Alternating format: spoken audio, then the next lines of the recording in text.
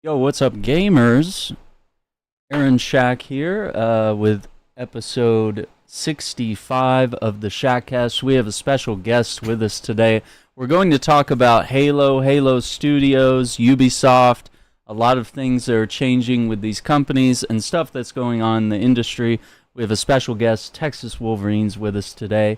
He is a YouTuber, live streamer, content creator who enjoys a lot of tactical shooters, real-time strategy games, and more. So we're going to talk with him today. So welcome to the show, man, and tell us a little about yourself. Hey, how's it going? It's going great, man. I'm doing great. Got some food in me and had a little technical difficulties with the equipment, but we are here and live with you on this podcast. So I'll tell you a little bit about myself. So I got into gaming when I was a young kid. And the main games I had at the time was an N64. And my first console was an N64 with it came with the Super Mario 64. And I'm sure you remember that, right? Oh, great game, yeah. Yeah, it was a classic. So, then my second game was Turok the Dinosaur Hunter. So my mom was kind of against that because it had, shooting and blood and stuff like that. But, it was a video game. She let me have it. So at that point in my life, it was, of course, the 90s generation. And my grandfather bought a PC for the first time. And when he bought that PC, I got into the Command and Conquer Red Alert series. And that is the first time I played an RTS in my life when I was a young kid.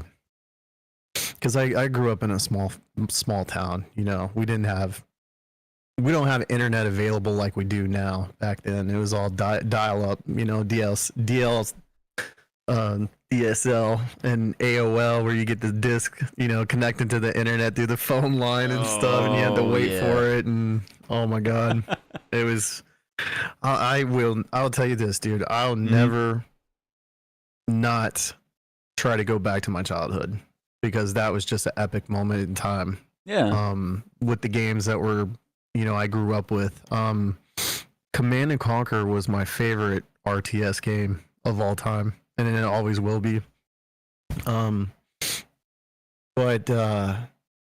So, I have my YouTube channel. I am a big RTS fan, so I stream a lot of RTS games.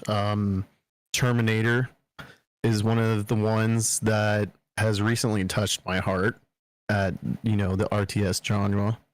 And Men of War series, of course, the remaster for Command and Conquer. I also play Arma and Call of Duty, of course, Diablo. Just, your regular, tactical games. I'm a tactical guy. Never really got into sports games. I wanted to watch sports games, I'd watch it on TV. But, overall, man, I just, I'm 38 now, still enjoying video games, growing my YouTube channel, and my channel is a place where you can escape the real world. I'm sure you know that I keep a tight lid on politics, because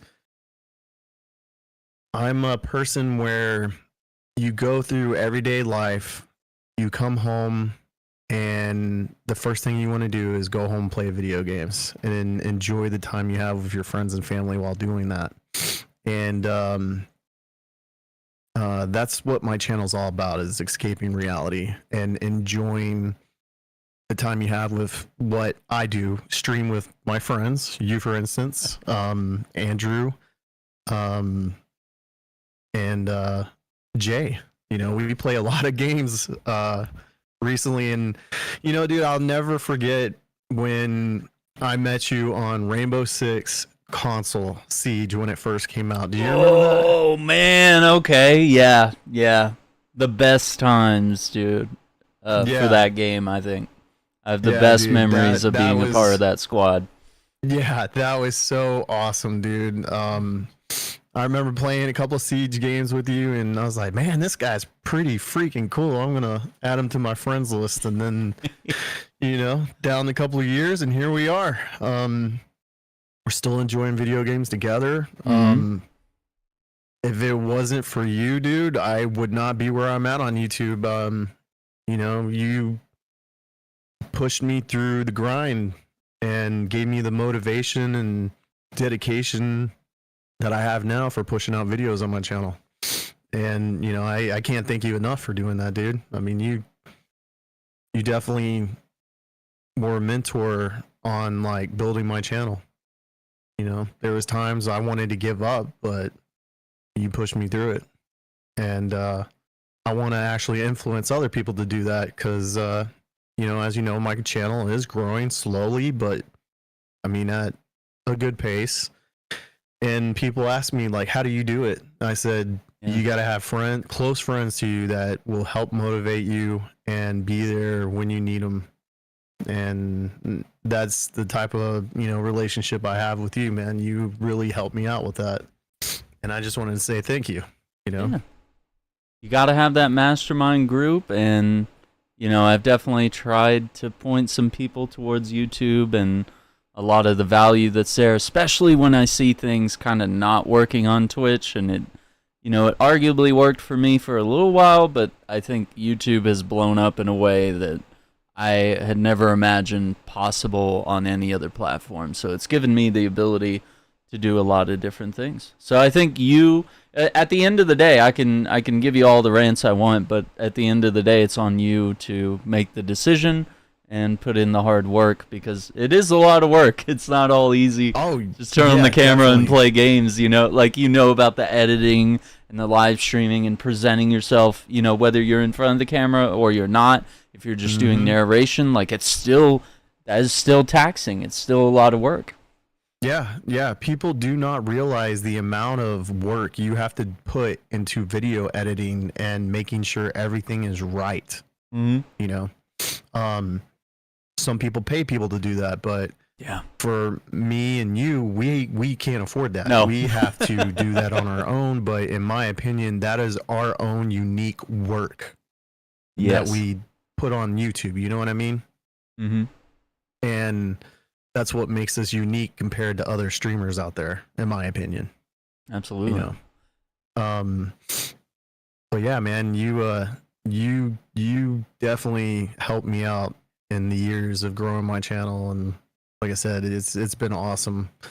But getting back to my channel, I just like keeping politics and stuff out of my channel because I just want people to come and relax. A good RTS game, a good RPG game, a good co-op game. For instance, what were we playing the other day? Warhammer, for instance. Yeah. That was so much fun playing that game. It's so good. It's the perfect campfire game to just get everybody around and everyone can just jump in and pick it up, Yeah, absolutely. And I try to answer everyone's comments and stuff like that, and try to get comments from my followers and stuff to see what content they want to push. I am excited about the new DLC coming out for Terminator, though. That's going to be cool. Yeah. What is that? Get to play. This DLC's actually going to take place on the side of Legion, so you will be Skynet. That's cool. And the developers, one of the developers, or I should say producer, has told me that he has something special in store for me on the 21st of October. So maybe I might get a sneak peek. Oh, okay. That'll be awesome. Stay tuned. It would be awesome. Yeah, absolutely. So, but overall, man, my whole YouTube channel, I just want to see people laugh and enjoy themselves. I want them to be able to just have a good time and forget the differences of the world and people that are in it, and basically we're just all equal and enjoying a good stream and game. I mean, that's what games are all about. Absolutely. You know? Tell us where your name came from as well. Oh yeah, so it's actually funny. A lot of people they ask me about my name. They think it's Wolverine, you know, because the Wolverines in it. But yeah. So in my young high school days, I saw this movie called Red Dawn, and it's the original one with Patrick Swayze. Yeah. And I love that movie so much. When the guy stands on the hill and he says Wolverines, and he's holding the AK-47, and just everyone else is like Wolverines, Wolverines. And in the movie, you know, these kids endure this struggle of survival and unite regardless of what the differences are and become one. You know what I mean? And that's basically how I thought of my name. I'm from Texas. I love the Wolverines movie, not to be confused with X-Men Wolverine. And yeah, so that's where I got that name, and it just stuck, man. Everyone liked it, you know. I think it's a good overall representation of who you are and your channel, because it weaves it all together with the plot of the movie and what the movie means and what it means to you, and then your visual representation with the avatar that you have. That works really well. Yeah, I you know, Denise, she did a great job on it, and Really did. Hopefully I can get some emotes out here pretty soon, so yeah, we'll get some more good stuff rolling through. But yeah, man, I appreciate that. That's awesome. Yeah, because actually have my Jeep has a Wolverine sticker on the back, decal sticker. Oh, that's awesome. So that's pretty funny. And you know, I even thought about maybe for my subscribers and followers, I could do some, you know, decals for vehicles if they wanted to purchase some. That'd be an option with my character on it in the tank.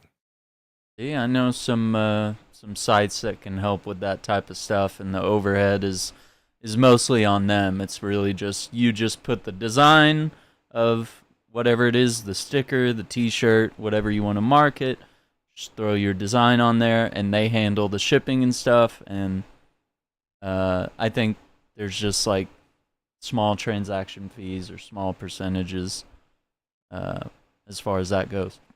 Yeah. So that's absolutely. an easier step than you think to actually get that going, and that can incentivize more subscribers and people to do the memberships as well if you want to, you know, monetize that angle and be like, well, once you're a member, you know, we'll get you a sticker or something, you know?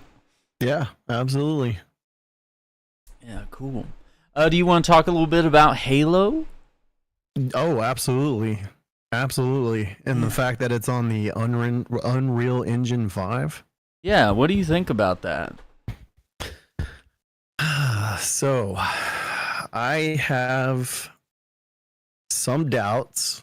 Okay. But I don't know. It's I got to see some gameplay, you know.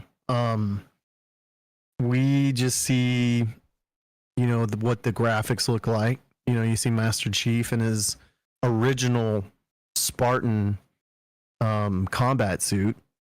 Because if you look at the visor, that's from the first Halo game.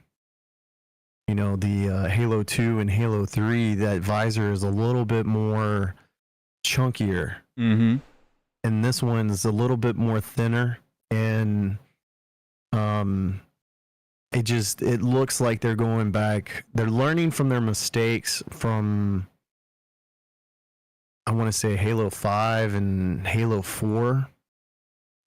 And returning to their core roots. You know, but I mean, it looks amazing. It looks really amazing on what we're looking at in the video, you know. Mm-hmm. But I want to see some gameplay. I want to see some gameplay. I've heard good things about the Unreal Engine. For instance, I just picked up Mech Warrior 5 Clans, and that's running on the Unreal Engine 5. Oh, and it yeah. looks amazing, dude. It looks amazing. Oh, it's absolutely gorgeous. Yeah, and Wukong is running on that too. Black Myth Wukong. So, I mean, all these like really gorgeous high performance games with insane visuals. And, you know, like they say in the video, like Halo used to be the technical showcase. And I kind of feel like with some of them, it's kind of slipped. And I know Infinite was a little. It's good and bad. Yeah, get into Infinite a little bit. Was like they were on the right path, but I felt like they could do a little bit more with that open world that they had. Mm-hmm. Because, you know, when we did our playthrough on the co-op, I thought it was kind of like a rinse and repeat, rinse and repeat. You know, there was some random events that we ran across, but I thought that they could have came up with like a little bit better type of ways to do like missions and stuff.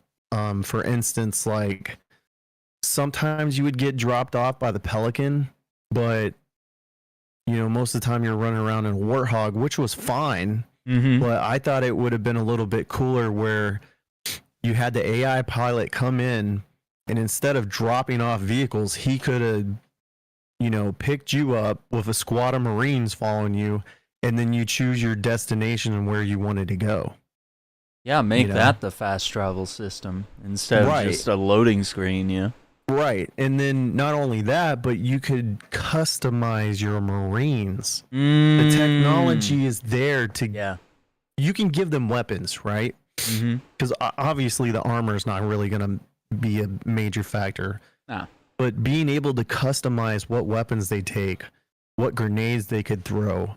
If you have a medic on your team that can revive down Marines or even heal them at least, and then heal you, because, you know, they did go back to the health system.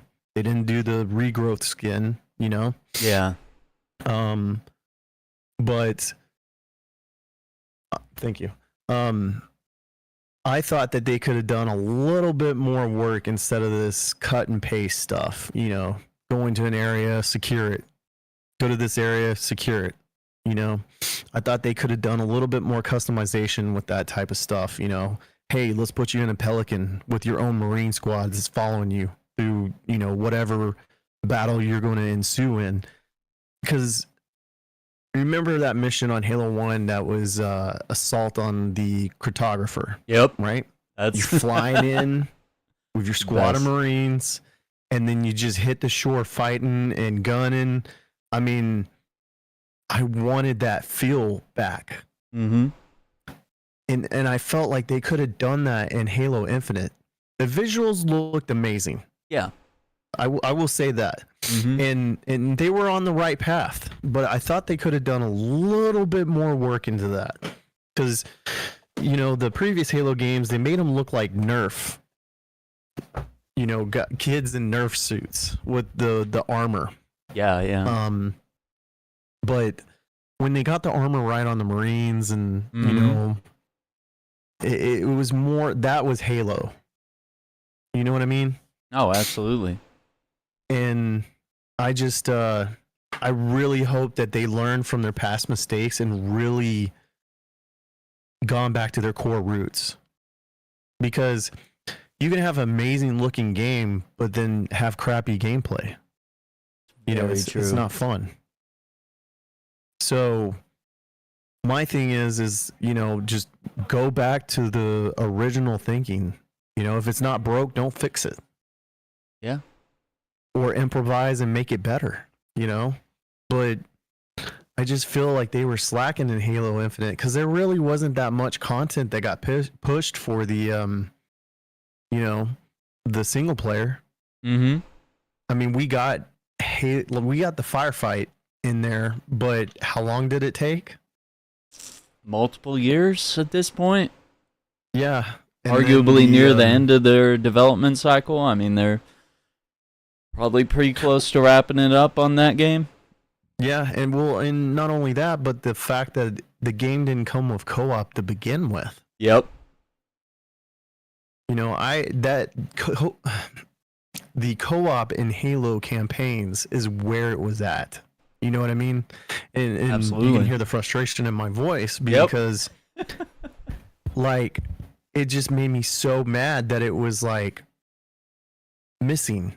You know, Halo 3 had amazing co-op, dude. Amazing 4-player co-op. Mm-hmm. And they mixed it up to where you're different characters. You're not just all Master Chief. You know what I mean? Yeah, that made you feel special, you know? Like your own Absolutely. Spartan actually matters, you know? Right. So visually, I'm excited because, you know, it looks and feels like Halo. But until I see gameplay, that's going to be my final judgment whether it's going to be Halo or not. Whether we're back or not. But like I said, Unreal here allows for an unprecedented amount of detail. It allows for like more advanced lighting systems. And I mean it's basically like they're saying in this documentary is that we wanted to take all of the classic models, everything that's base Halo, the elites, the energy sword, you know, obviously we're seeing the pistol come back, you know, here we're getting another look at that. And you're seeing it in beautiful detail that we've never really seen it before. Like they were trying to like render this like how would this actually look in the real world? Like what is the furthest we can push it graphics wise, and then obviously they'll tune it to whatever hardware is available at launch. And that's the way development for games should be. Yeah. You know what I mean? But you also have to have that gameplay element that's going to keep people there, that makes it feel good when you're shooting a gun. You know what I mean? Yeah, the feel has to be there because, I mean, that's what sold Halo in the first place. We didn't have twin-stick shooters. We were coming off of, like, GoldenEye 007 and Doom and stuff like that. You know, we didn't know how to use two sticks aiming and firing. Console shooters were like not really taking off in the same way that PC shooters were with games. I guess Unreal Tournament would have been out around that time, and maybe a couple other FPSs like Doom and stuff. But I mean, Halo revolutionized everything, and there's a reason why every game plays almost like Halo. Like they're built on that same formula, right? And see, the thing is like what a lot of people do not know is Halo started out as an RTS before it became a first-person shooter. A lot of people don't know that, which is crazy. Do you remember the rumors? It was back on the original Xbox era. They wanted to do like an MMO. Yes. Do you remember that? Okay. Yeah, I did.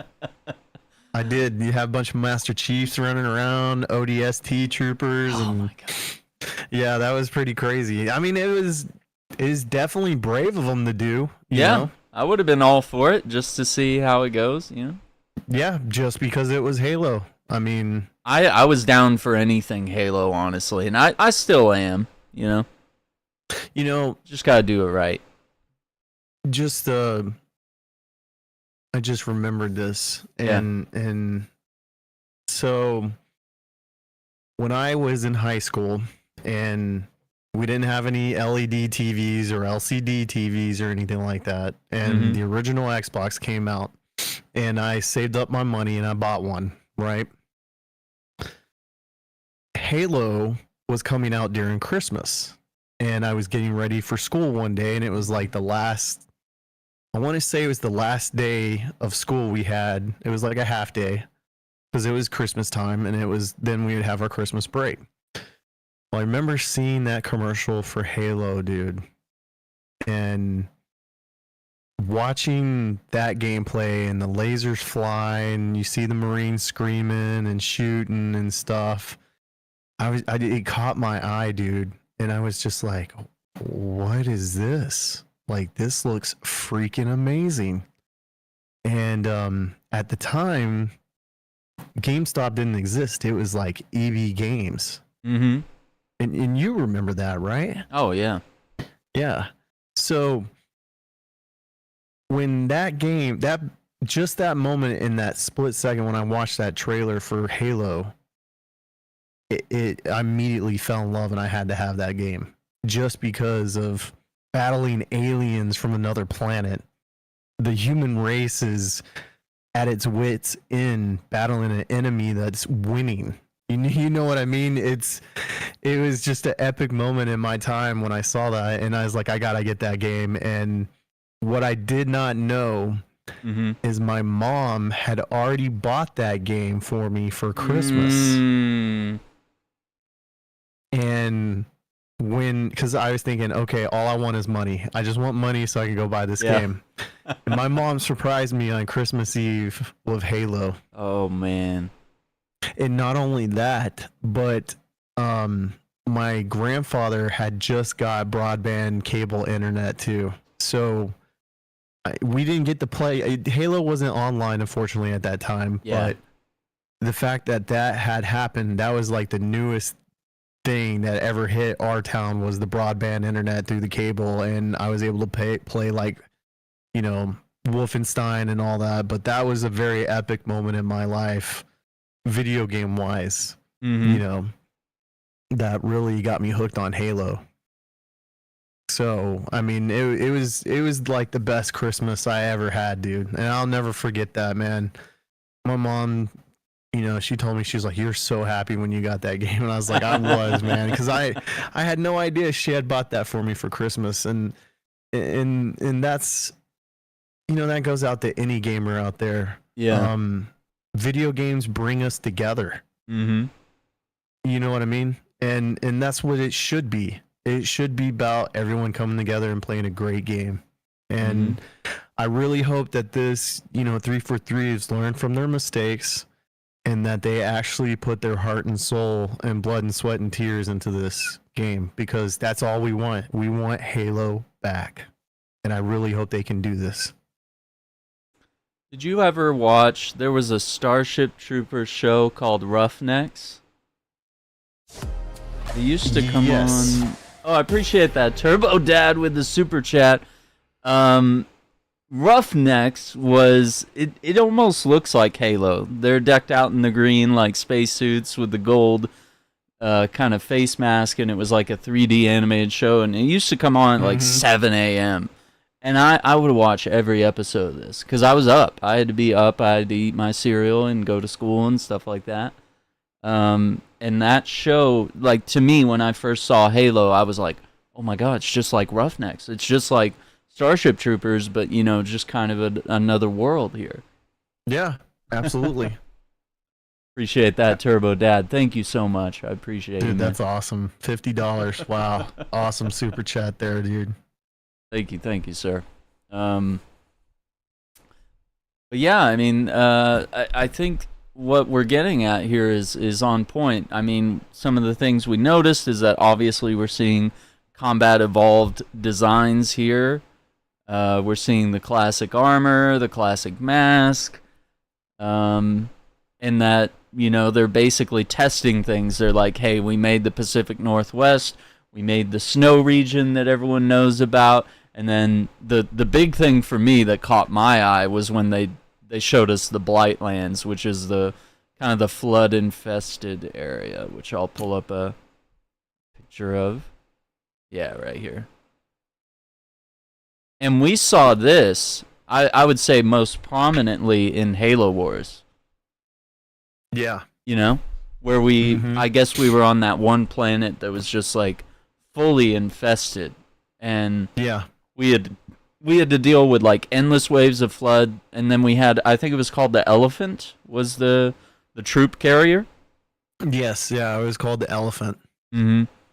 And we had to like we had like bare bones, like we had to manage the troopers that were on that, and if those troopers, if we left them out and not near the vehicle or not near whatever Spartans we had nearby to protect them, it was like we could lose them. The flood would convert them, and then we'd have more enemies to fight. And it was thrilling, and it was scary, and it was a fight for survival, and it was really interesting. One of the key parts of the game that really stuck with me, and that really no other Halo seems to replicate, and even the cutscenes in Halo 2, where we had the brutes were fighting the flood, and we saw those new types of flood that we had never seen. I think that was super cool, and all Master Chief did was just run through and blow them away. He'd just run through a flood infested Covenant ship and just blow them away, or run through the base on the first game when the soldiers, we first meet the flood, and the soldiers get overtaken by the flood and get turned into them. Absolutely. I think this would really spin Halo on its head if we put Master Chief on the back foot and threw him in a situation like this, where it's just like maybe it's him and some troopers, and maybe it is an elephant, or maybe it's a warthog, or whatever it is, and just see how they handle. Give us some sort of objective that we gotta glass this particular part of the planet, or if it's on a Halo ring or something, maybe we got to figure something out to try to eliminate the threat. Yeah. And also, you bring up the Halo Wars level with the flood. Yeah. And the elephants. What if this particular scene is that planet?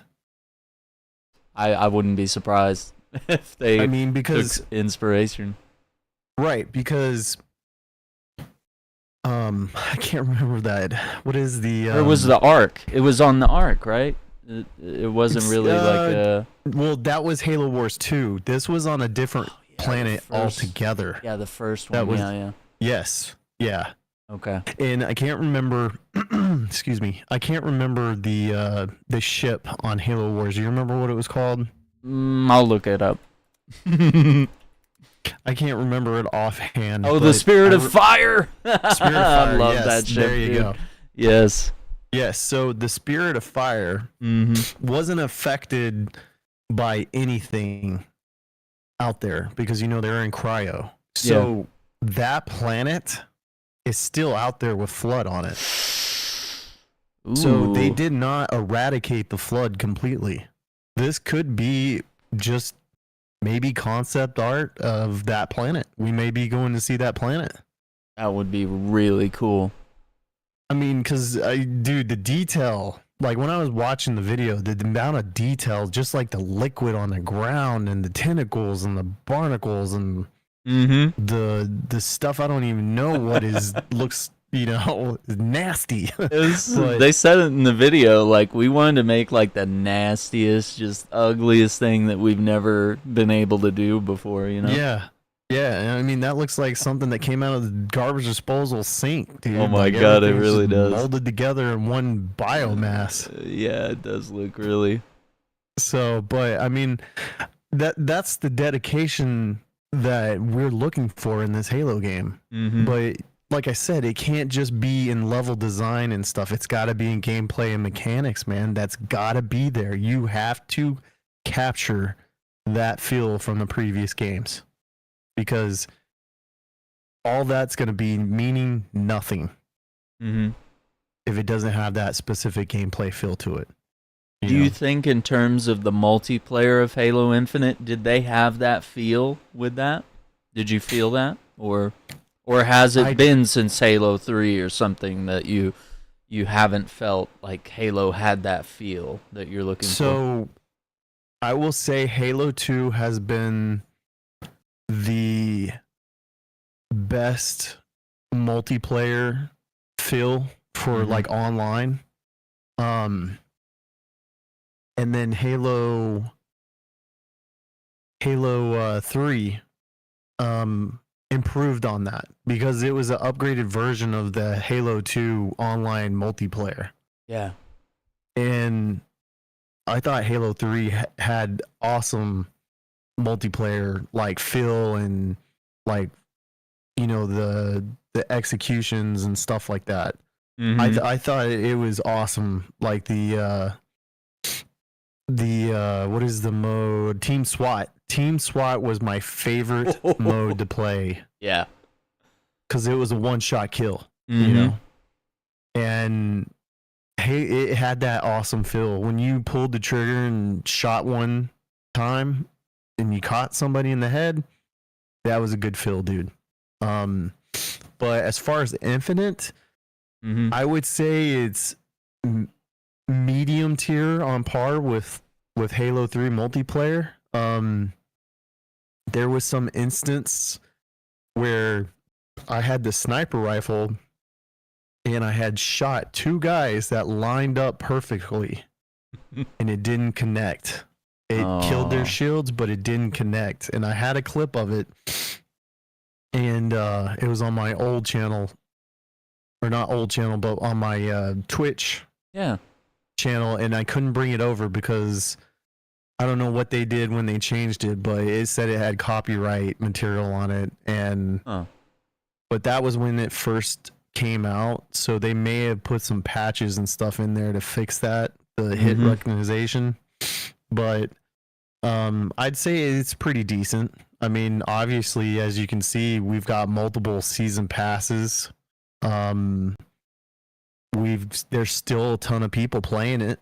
You know, I think more people are playing in Firefight from the custom firefights. Matter of fact, you know. Yeah, which I think we probably need to tap into at some point. Like, I think there's a lot of fun that could be had in that. I would really like to do a stream like on possibly Friday nights. We could do Firefight Fridays. Oh, I like it. I like the alliteration. And how many players are on that? I am not too sure. I think it's up to 6. Yeah. I could be wrong. It depends on the map maker because these maps are actually made by community members. If I'm not mistaken. Halo Infinite. How many players? Yeah. Okay. Oh, it says in custom games you can manually set the number of players up to 28. It says 4 players on some. Yeah, so it's kind of inconsistent. Okay. Well, I think it's all depending on the host. Yeah. But I mean, if you look at like, you know, the maps they have one from Halo Reach where the last Noble team member was Noble 6 was fighting for his life and died. Oh, we got to do that one. Yep. We got to see if we can hold out. There was one that was Powerhouse.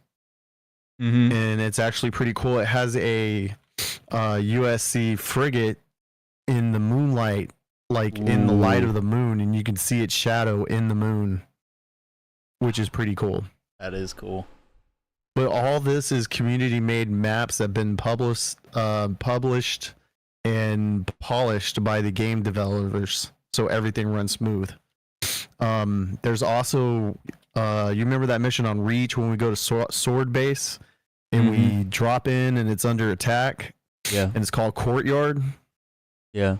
One of my favorite missions. As a firefight map.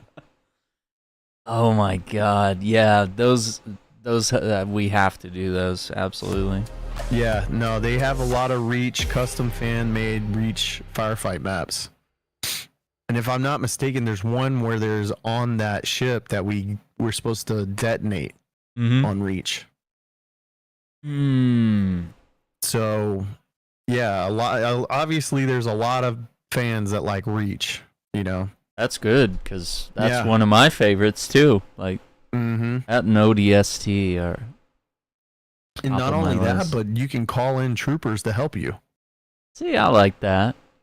See, I do too. And you can call in airstrikes, apparently, because I just found this out on the video I'm watching right now. You can actually call in kind of like on Reach when you had the little designator and you tell the frigate to drop some missiles downrange, and they're there. They come down. I'd like to see things like that implemented.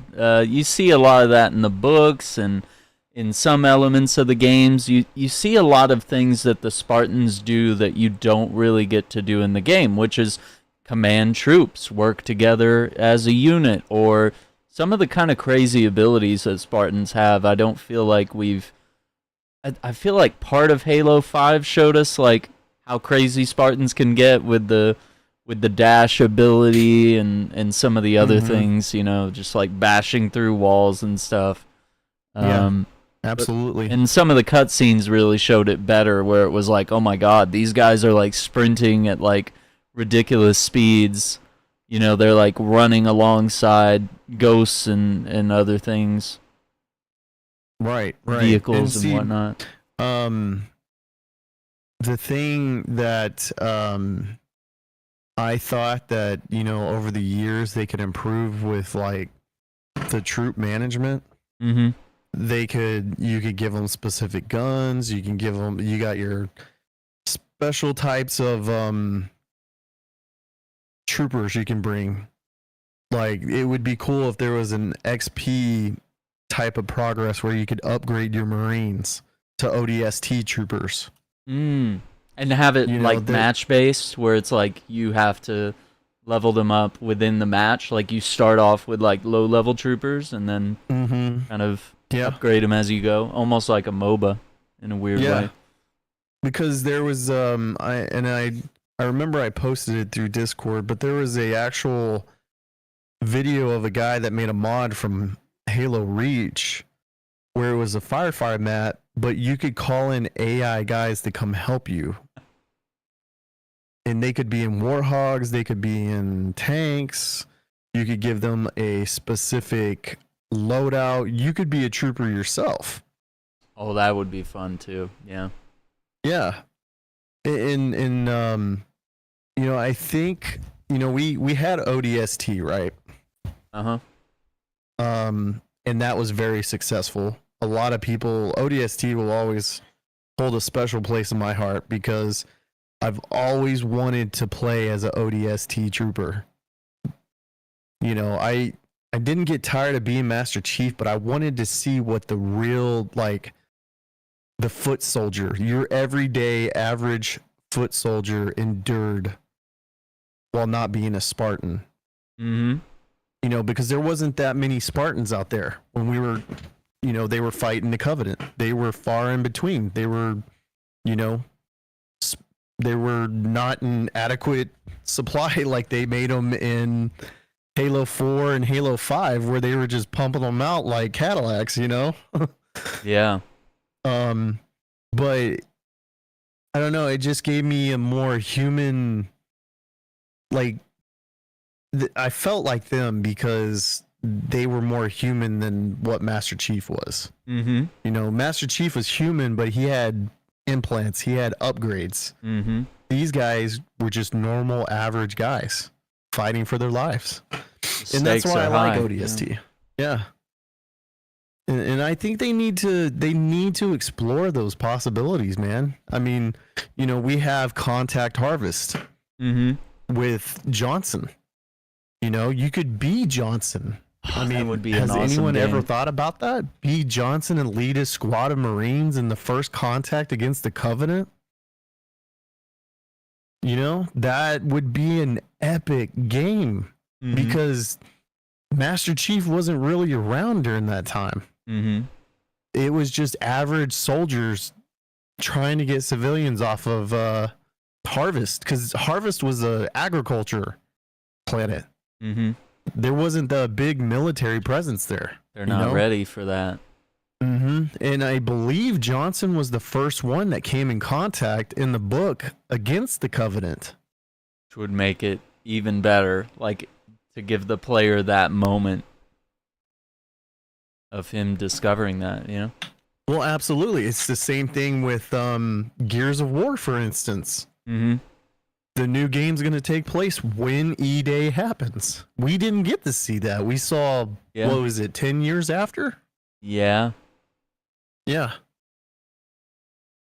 So I mean, the potential is there for them to do this. They just need to do it. They need to have the heart and soul to put it into this Halo game to make it epic, and I have confidence in them. Mhm. Now there is one thing I would like to touch on. Yeah. And I talked to you a few minutes ago about it. That kind of concerns me though. We have unfortunately there's some staff that are against guns that are developing this game. And that's a little red flag to me, because you're making a game that primarily uses guns. Yeah. That could be a conflict of interest. Oh, absolutely. You can't kill a Covenant with a Nerf gun. So I think that may be that's one of the things that I'm really worried about. Is you have some developers in there that are against certain, they have values that make them not like guns. And you're developing a game that primarily uses guns against aliens. So, for instance, Sigourney Weaver in Aliens, she was against guns. But yet she was the lead role in a movie that was all about using guns and blasting aliens and stuff. And James Cameron, told her this is how it is. Like, you're basically in the wrong movie if you feel that way. Like, there shouldn't be guns in it. And that's what this is kind of how I'm feeling with some of the developers on this team. It definitely will make or break the next Halo game. Absolutely. If they let those values bleed in to this game. So we just have to, regardless of what you believe in, you're there to make a good game for everyone to enjoy, and that should not affect the outcome of the game. I agree.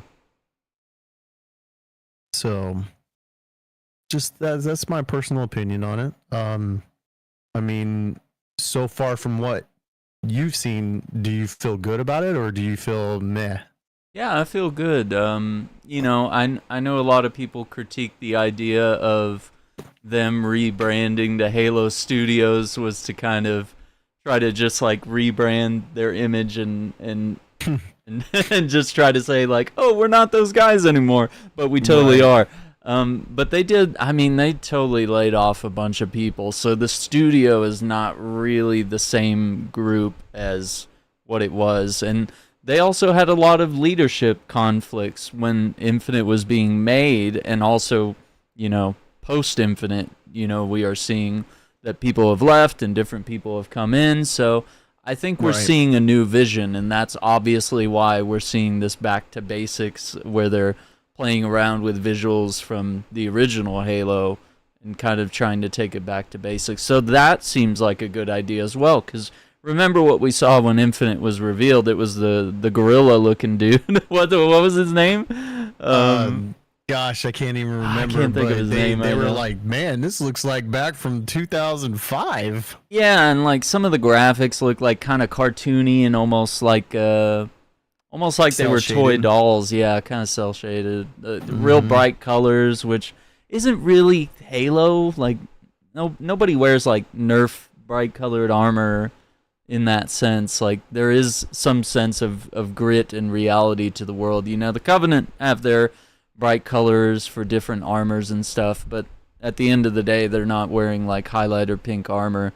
But yeah, I think the way they made everything look, and obviously once they add some nicks and scratches and battle damage to everybody's armor, and I mean, we're just seeing like a glorified tech demo right here. Like, this isn't even, it's not even gameplay. Like, they just animated some of these characters to move around and make it look like, Chief is fighting these characters, and they want to show the level of detail and what's coming for Halo next. And more than anything, it's also it's not just a recruitment thing for Halo and a chance to rebalance with that. It's them recruiting more talent. Like they said, they were very straightforward at the end. They're like, we need artists, we need engineers, we need to expand the studio. This is the ambitious game. You want to be part of Halo or whatever the future is with Halo, like, come sign up for a job with us. So it's a really good sales pitch, because I think they are in a bad place where they've made some dumb decisions. They've had some games that haven't really resonated. I would argue, even though we've kind of found some enjoyment with each game over the past several years, it's like we haven't really felt like a banger Halo has dropped since, the Halo Wars and the ODST and Reach, since the Bungie days, really. Right. I mean, nothing will beat the original devs like Bungie. I mean, Bungie, they were out to develop a game that really left a mark in history for them.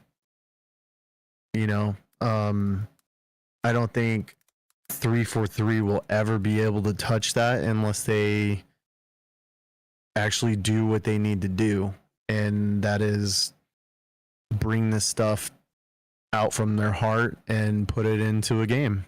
There's heart and soul into the game to make it like Bungie. But like I said, Bungie in my book will always have the heart and soul they did for Halo when they had the rights to it before Microsoft bought it. Yeah. So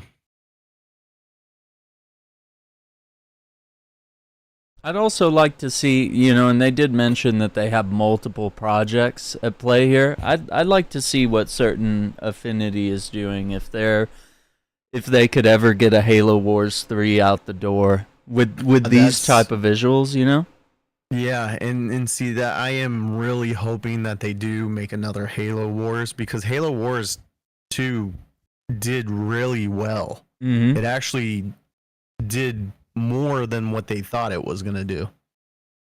Yeah. I mean, we did our co-op playthrough with that, and you loved the hell out of it. I loved the hell out of it. It was fun. I already want to go back and play both of them again. Yeah, that's how much fun that is. Yeah, because I mean, it was a great game, dude. I can't remember. It was the people of Empire Earth were the ones that developed the first Halo Wars. And the second one was 343, but Halo Wars, the first one, was good. A lot of people thought it wasn't going to be very, very, very that great, but it actually did well. And then, of course, they made the second one. And the second one was even better. The fact that you did co-op through the whole campaign, and you had the survival mode, their version of Firefight, which is brilliant. Perfect idea, honestly. Absolutely. And if they really wanted to make a Halo movie, they should definitely do it from the story of Halo Wars. I think that would be perfect. I mean, Spirit of Fire, people waking up from cryo sleep, and just this team that's kind of always on the edge of victory or defeat, at the same time. Yeah, absolutely. But Halo Wars was awesome, and I was so happy when they made a second one. Oh yeah. I really hope that they go back and make another Halo Wars, because it would absolutely be so cool. Maybe have some space battles. They had that Star Wars game that was an RTS in space, and you conquered planets, and some planets would actually let you go down and build a base and do land battles on the planet, and then you captured the planet. It was actually pretty cool. That would be really cool. I'd love to see them insert a little more depth into the game instead of just strictly mission-based levels and campaigns, you know, maybe Right. delve into some of the city building, base building, give us a little more freedom than just making those small little bases where we, you know, build a barracks and a research center and blah blah blah, you know, like let it Right, yeah. branch out a little bit. Well, and not only that, but another thing that would be pretty cool is, you know, you could do where you see a lot of mobile games where you build your base up in a certain amount of time, you can attack player bases. Yeah. Have the same concept where your base is on a certain map and it's built up. You got your defenses, your units are in place in certain areas. And then an enemy player could come in and attack your base and then be like, hey, you got a text message on the app saying your base is under attack. Ooh. You know what I mean? Personal. You could go in on your phone and play, you know, through your phone, or you could let your forces just deal with it, you know? I like that. That'd be cool.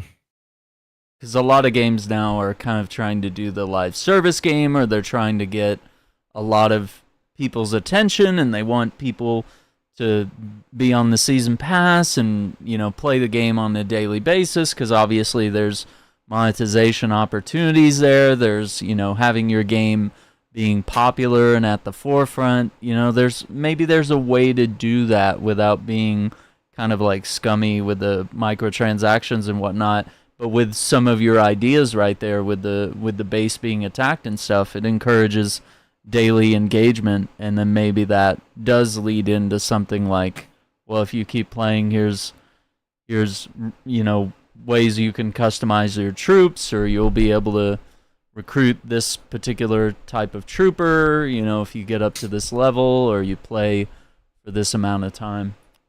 It'd be interesting. Yeah. I mean, you know, you could have special units. You can train Marines to become, you know, ODST. And then even from ODSTs, you'd upgrade them to Spartans. So it's definitely there. The potential's there. They just got to think about it, you know? Oh, absolutely. I'd love to see them do something with that. I think some of the other fun theories we've had for Halo games is like, maybe from like a trooper's perspective, like a squad-based game of discovering the flood, like almost make it a horror game, but squad-based, you know, tactical shooter.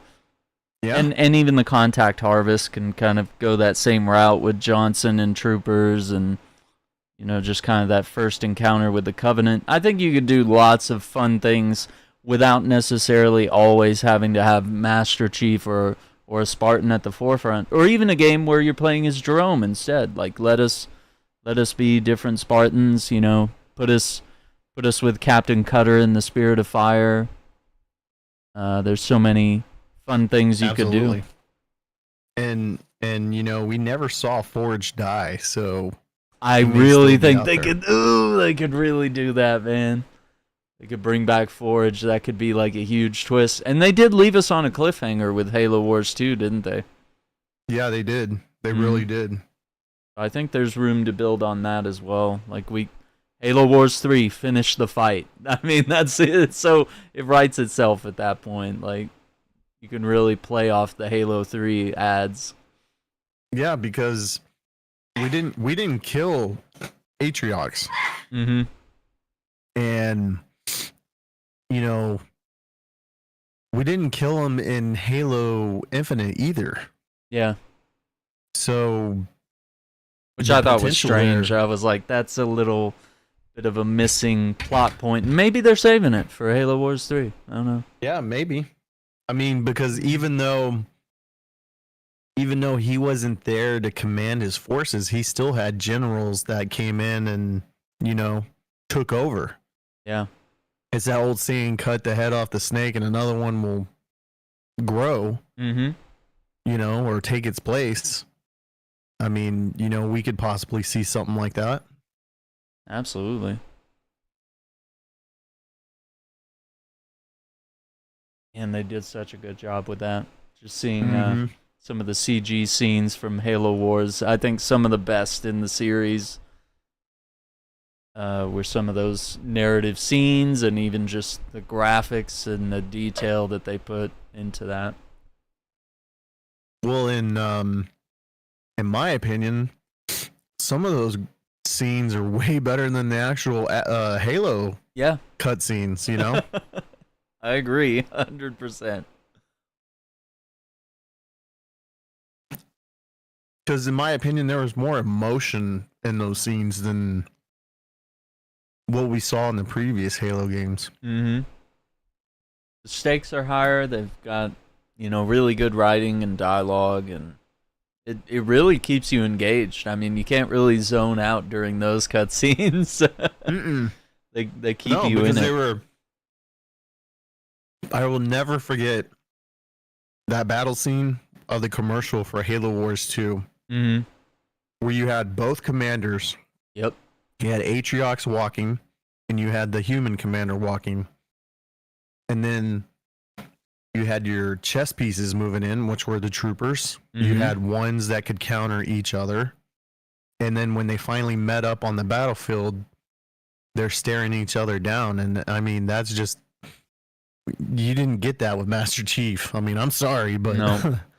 No.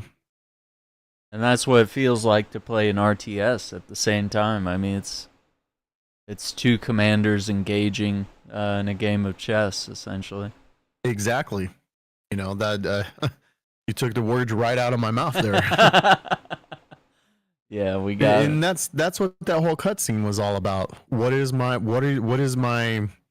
is each commander thinking? What is his next move? That's why Cutter's looking at Atriox like, what's your next move? Know your enemy.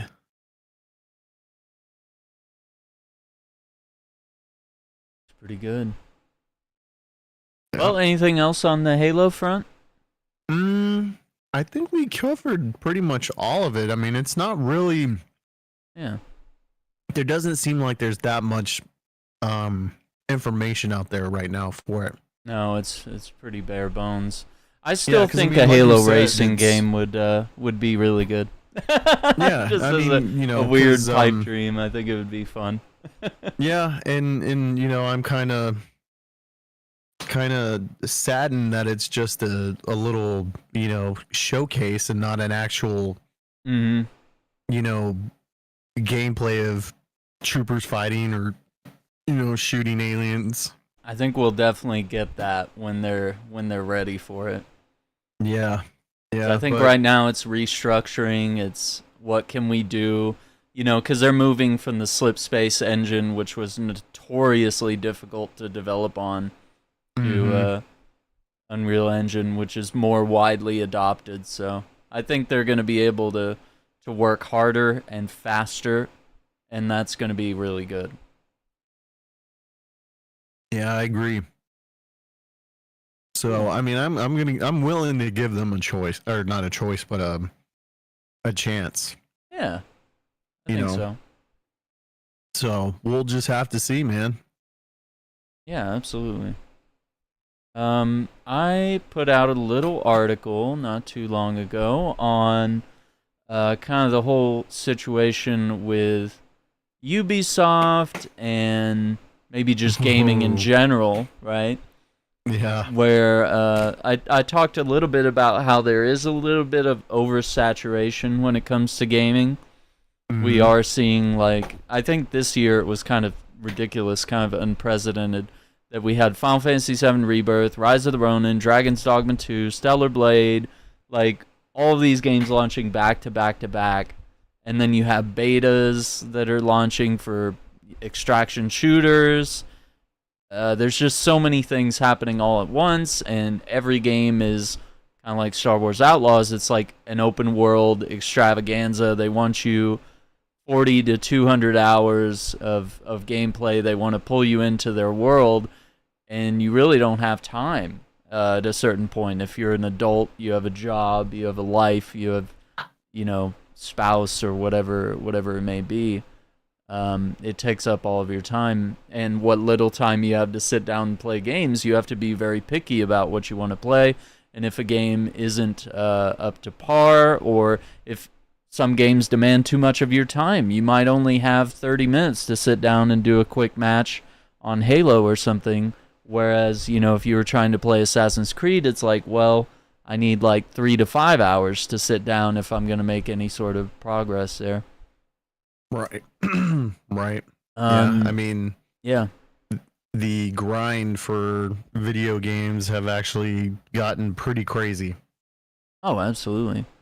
And I think Assassin's Creed has gotten pretty egregious with it as well. Oh, yes, absolutely. For instance, Helldivers. Look at what happened to Helldivers. Uh-huh.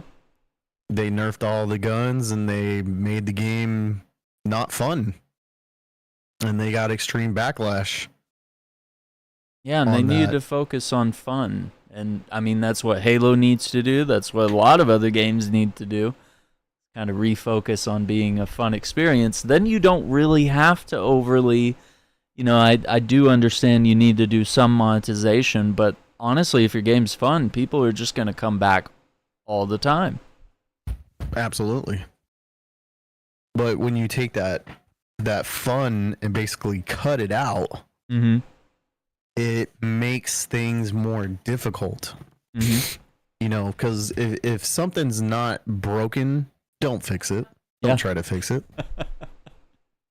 I mean, like I said, Helldivers screwed that up when they started nerfing everything, and people were just getting more frustrated than having fun with the game. Mm-hmm. And then in recent news on Warhammer, it seems like they're doing the same thing, and that's not a good thing. Yeah, they did some nerfs, and they're getting some serious backlash, so... Yeah, I haven't checked the, let's see, I know they're review bombing the crap out of it. Mm-hmm. I think Andrew sent, like, a little blurb here that we can cover, let me pull it up right here. Still says mostly positive. Yeah. It might take some time because the story's kind of developing. But it says here, melee archetypes, fencing weapons, perfect parry window will now have the same duration as balanced weapons, but it will start from the first frame of the parry animation. So what that means is essentially when you're trying to parry with a weapon, and there's different weapons, they'll have a different defense style. There's block, there's balance, and there's fencing. And fencing is kind of like the easiest or the biggest payoff if you're going to do parries. Blocking, you obviously can't parry at all. Balance is somewhere in the middle. And they're basically lowering the parry window to make it, you got to be really precise. And so I think people are probably upset that there's basically little difference between the balanced weapon and the fencing weapon now. And I agree, that could be a really huge problem. And if you're playing Assault class with the hammer, Thunder Hammer, that's going to be an issue. If you're playing Bulwark, with the Power Sword or whatever weapons you prefer to use in some of these classes, if parrying becomes more difficult, you're really going to struggle. The next thing, melee perks, Chainsword, Power Fist, Combat Knife, Charge Attack perks get significant damage increase. So that's actually a good thing. That's a good thing. Right. So those are being buffed. The next thing, the basic Auspex scan. It says bonus damage on bosses is reduced by 30%. Oh my god. What? And, part of it is it by using the Auspex scan, if you're not familiar with this, gamers, you're essentially like marking every enemy within like a dome area, and once they've been marked, like you can deal additional damage. And a lot of the times we are using it for bosses because we want to be able to like kind of take care of them as quick as possible, especially if it's a high difficulty mission. So yeah, that nerf is hurting quite a bit. The last one is the Melta charge, which is that big Melta grenade. And it says damage to bosses is reduced by 70%. What? That's a big number. Yeah, so you know that big melt-a-bomb, you can only carry one, and you drop it, and then you have to like hold the button to detonate it, and you usually like try a to satchel like charge in a sense. yeah, essentially you lure the boss into it, and usually like before a boss fight, like the Hive Tyrant, there'll be like 3 of those melt-a-charges in the room leading up to it, and each of us grab one, and we try to like place them at the right time so that we can blow the charge and lure the Hive Tyrant into it. And so if that's no longer a viable strategy, that's going to be a little rough. Yeah, because I thought the meta bomb didn't do that much damage to begin with. It can get, depending on your timing and the radius, and I mean, if you were to set off multiple ones, you could really put the hurt on them, yeah. But Yeah. 70% reduction is pretty big. But I imagine they'll get the message and they'll make the changes. I mean, the way I see it, same thing with Helldivers, it's a push and pull. If you play Destiny, you become familiar with the idea of like, every now and then, guns need to be tailored, things need to be nerfed, things need to be balanced, things need to be buffed. I mean, they're basically calling Helldivers buff divers right now because they're literally on a campaign of buffing everything that's in the game and trying to raise some of the damage levels and bring back the fun factor of why people play Helldivers. So there you have it. Right. Getting back to the article here, I have a few things I wanted to run through and get your perspective on. So Assassin's Creed Shadows has been delayed to February for more polish. Star Wars Outlaws launched below sales expectations.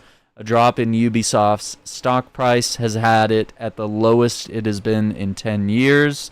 Apparently, they are also taking the lessons that they learned from Star Wars Outlaws and departing from the traditional Season Pass model. So there won't be a Season Pass with Assassin's Creed Shadows. They are also going to release the game to all players at the same time. No, you pay $80, $90 and you get 3-day early access. I think that's garbage.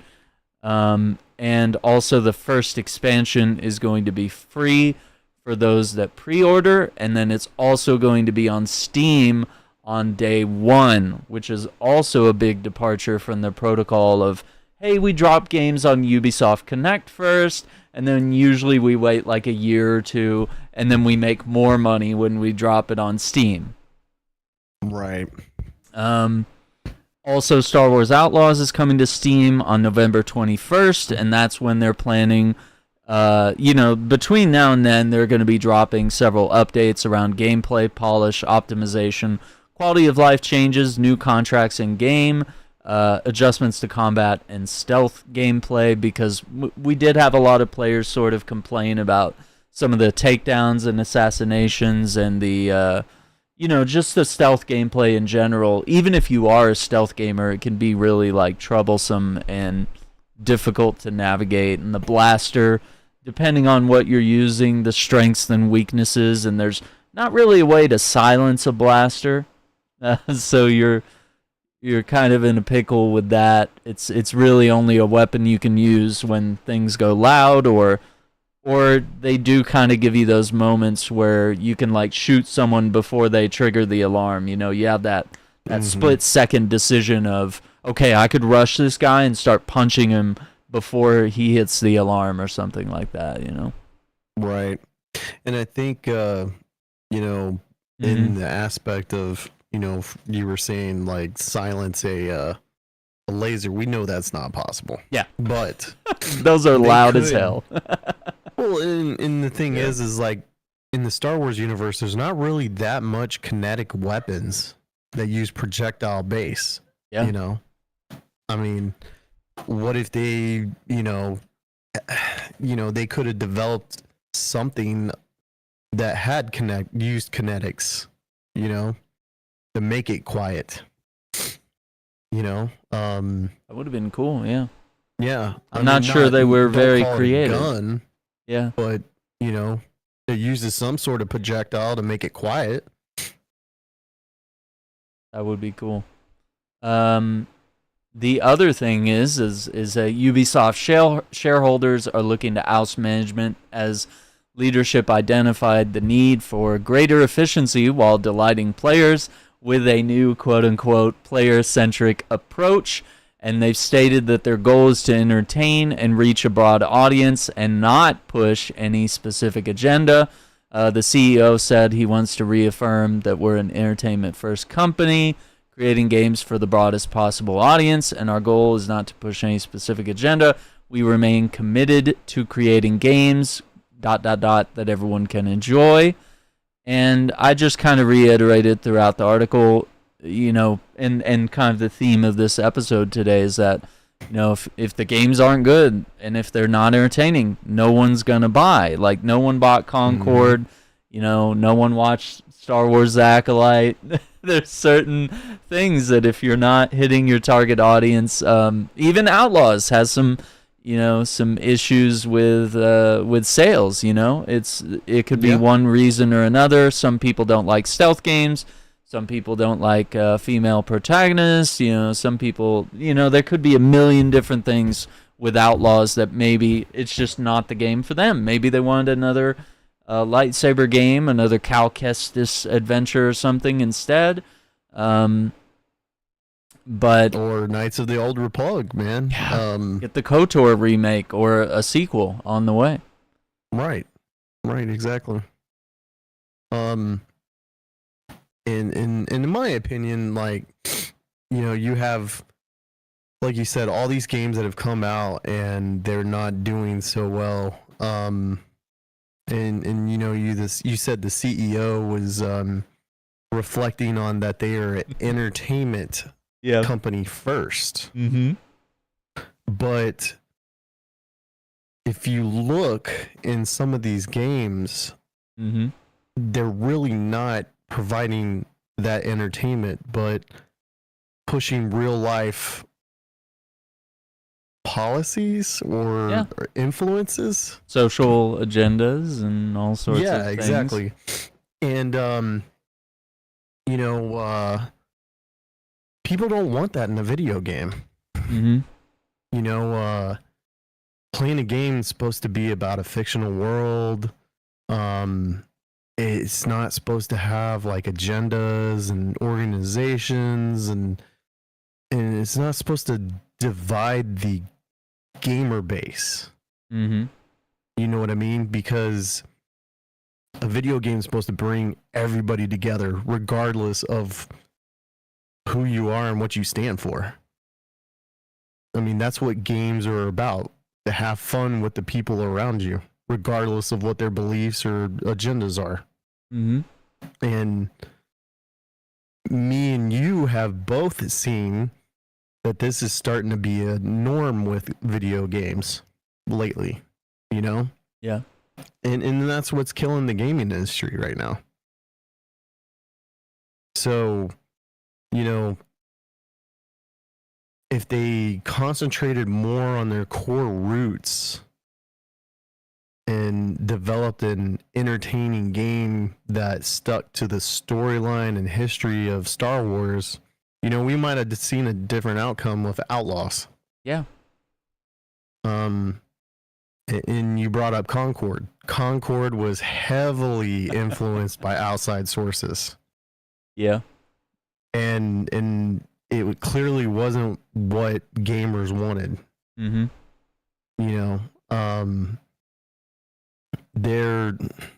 It's just the whole agenda stuff is just killing the gaming industry, and that's why we're having poor sales on video games and people actually playing the games. It's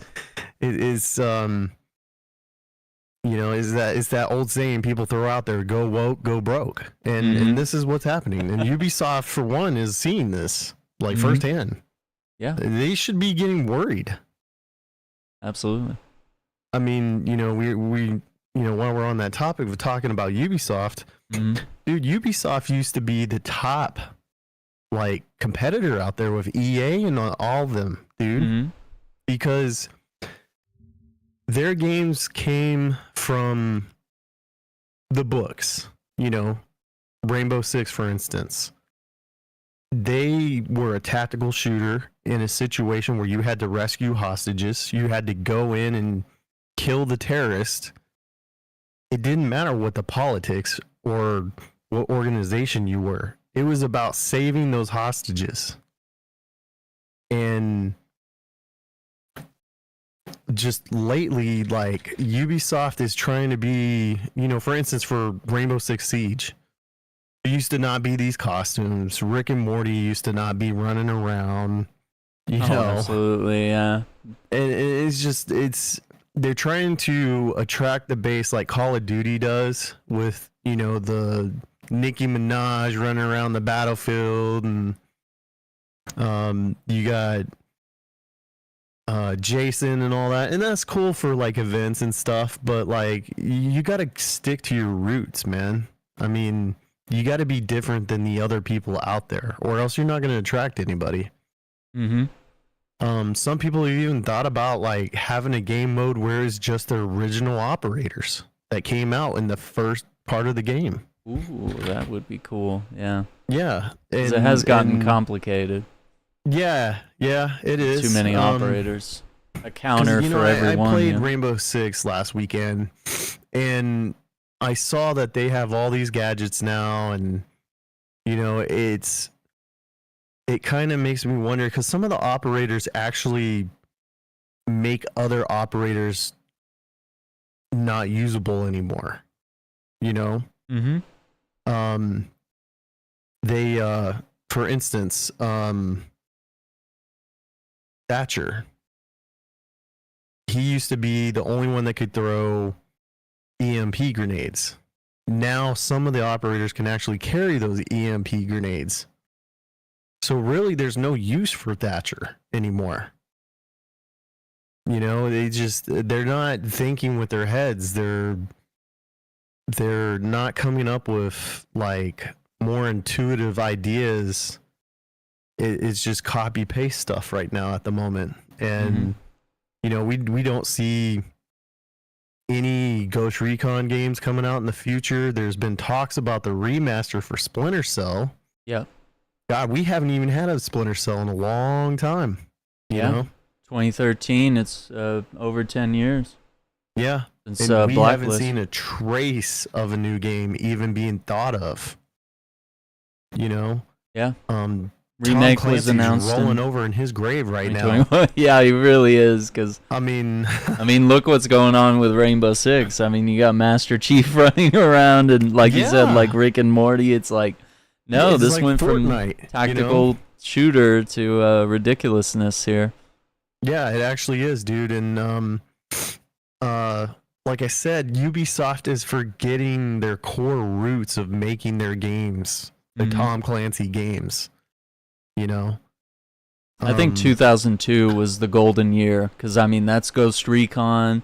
That's when Splinter Cell dropped. I'm just kind of like scrolling through some of Ubisoft's game catalog, and like Island Thunder was the best Ghost Recon I ever played. Yeah, that's somewhere here on the list as I scroll down. But yeah, Rainbow Six 3, Raven Shield. You know, you get into the sequels to these games. Even 13 was a interesting one, shell shaded game. Yeah, there's Island Thunder, 2003, new campaign for Ghost Recon. I mean, that was huge at the time. Oh yeah, absolutely. And we haven't seen a Ghost Recon like that in a while. I mean, we had the open world ones, but I mean, really, dude, I would prefer like the old school Ghost Recon type stuff. I do miss that.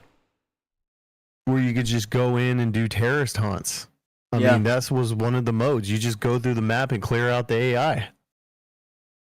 You know? I used to do pretty much nothing but that on Rainbow Six Vegas 1 and 2. Like, I just log on and play terrorist hunt, and we'd put it on realistic and play it for hours with just randos, and we'd stay up late into the night until the Brits would log on, and you'd play with all these tactical masterminds, and just try to be try to make it through it, and it was so incredible. Even if the whole team got downed and you were the last man standing, and you could just hear where the next group of terrorists were, you were just clearing room by room and trying not to make a mistake.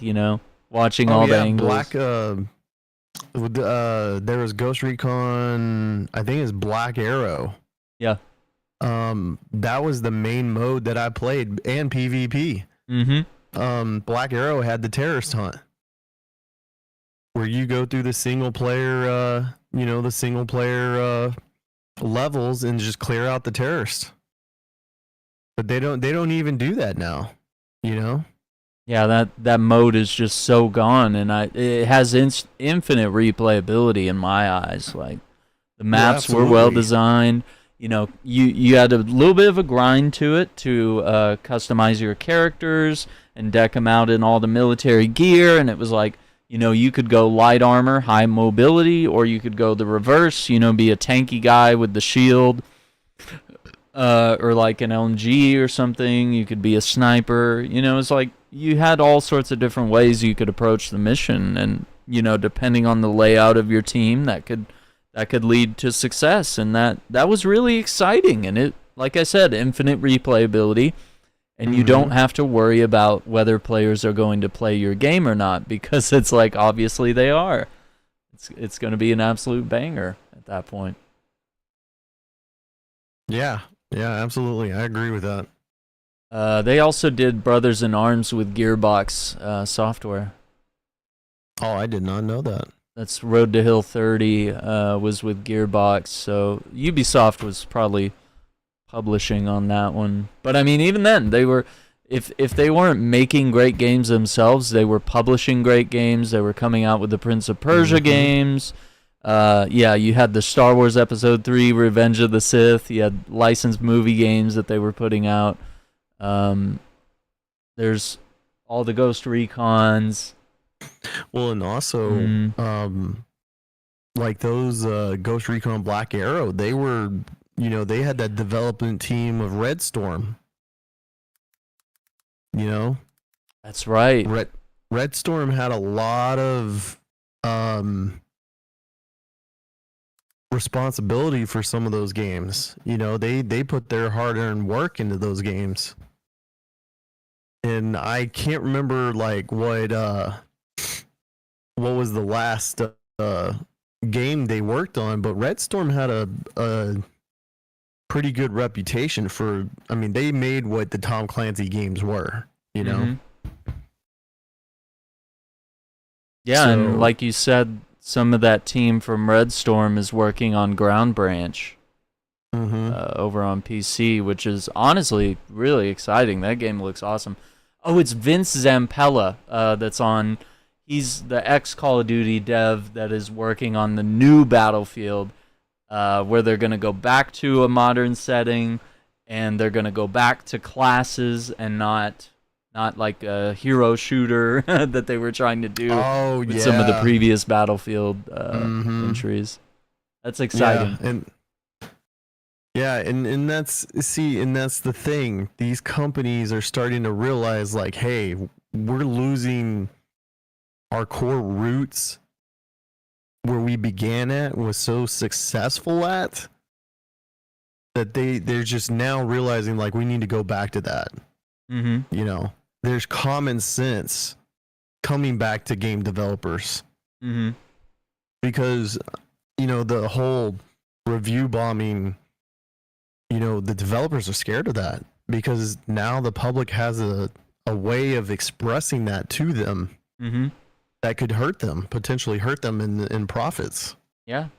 You empower the audience to vote with their wallet, and you give them the information to do so. If people see mostly negative reviews on Steam, they're probably not going to buy that game. Right. Exactly.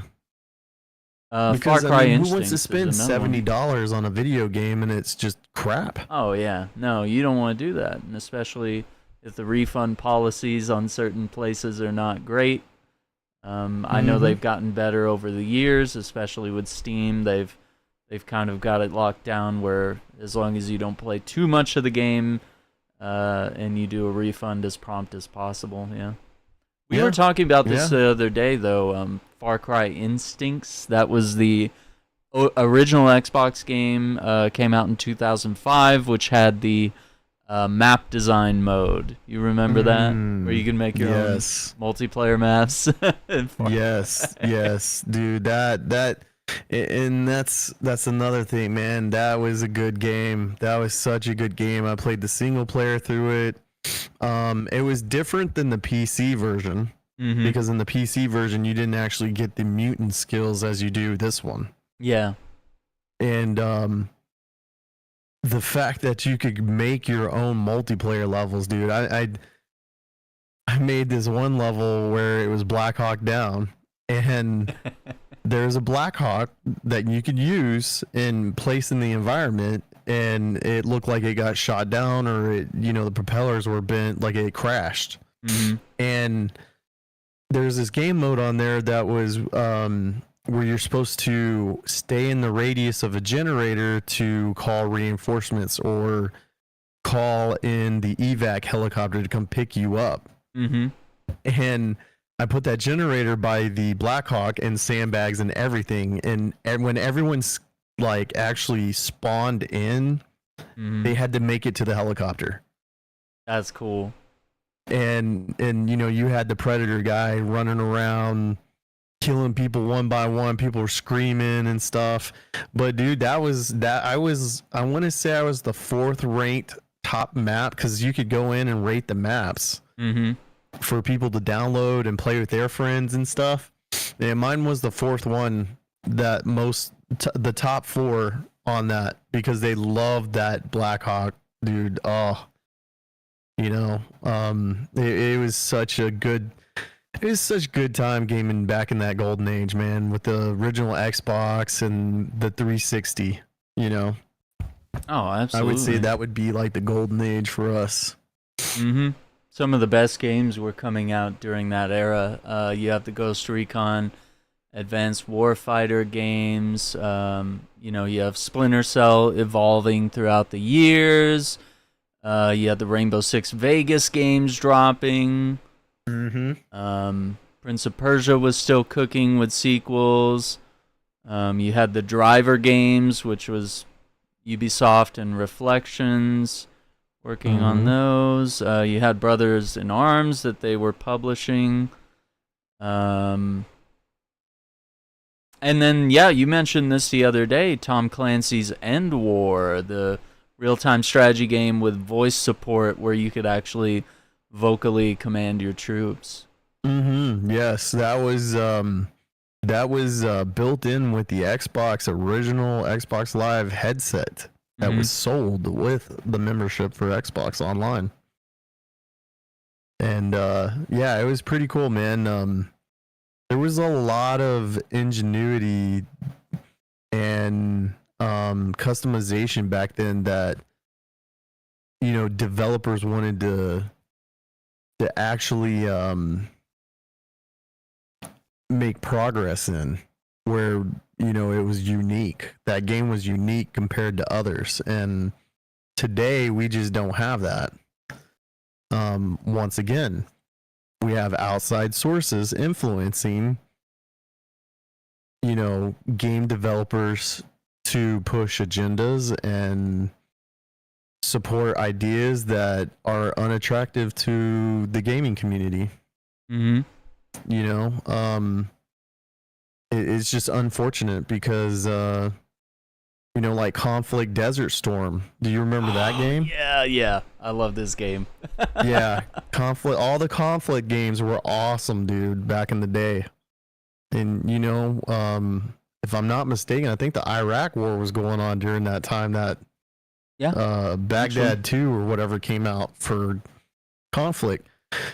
But you didn't see hate or people boycotting the game or anything like that, because there was no politics in the games back then. Nah, we didn't.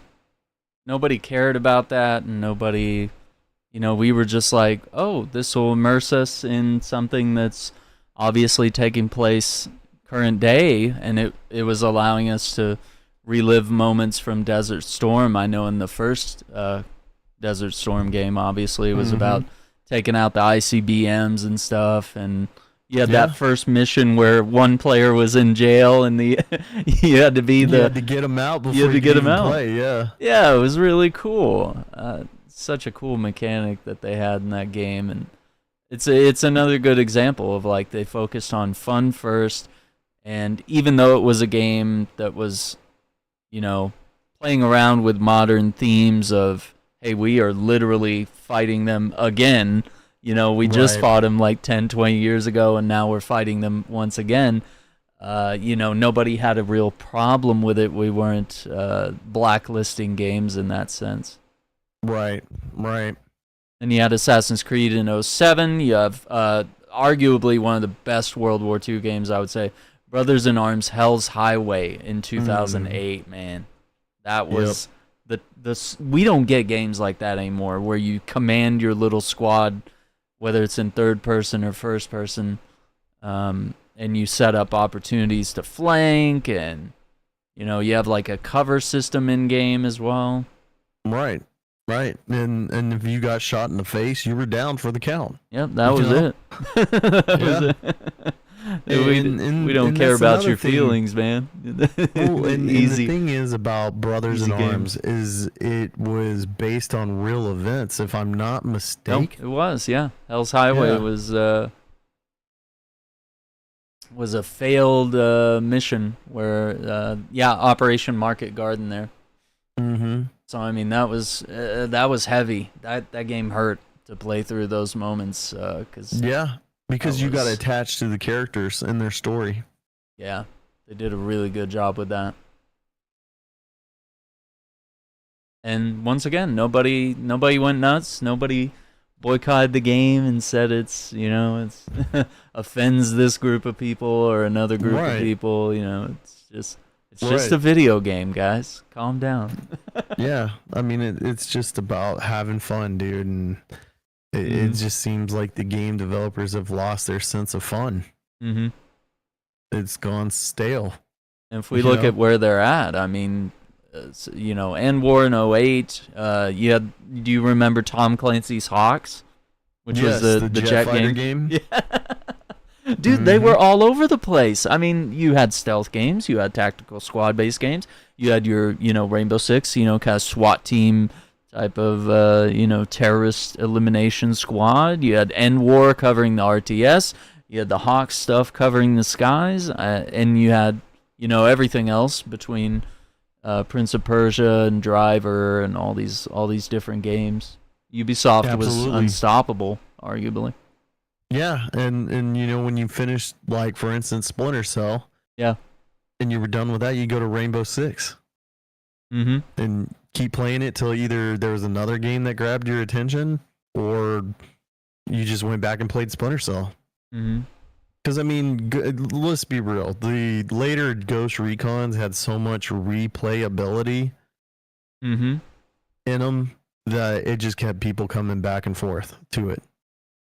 Yeah, because it wasn't just 4-player co-op; it was like 16-player co-op. And the fact that you could bring in your full set of friends without having to worry about not having spots. I mean, that's what it was about, having fun with your friends. Once again, going back to the core root, having fun. And these game developers now have just lost that track. Yeah, absolutely. They're more worried about satisfying one group's needs and separating and dividing the gaming community, and that's what's happening with Ubisoft. People are tired of it. They want you to get back to your core roots and start pumping out more Ghost Recon games, more Splinter Cell games. I know I did see something about the Division 3. Yeah. And I believe you participated in an event with that.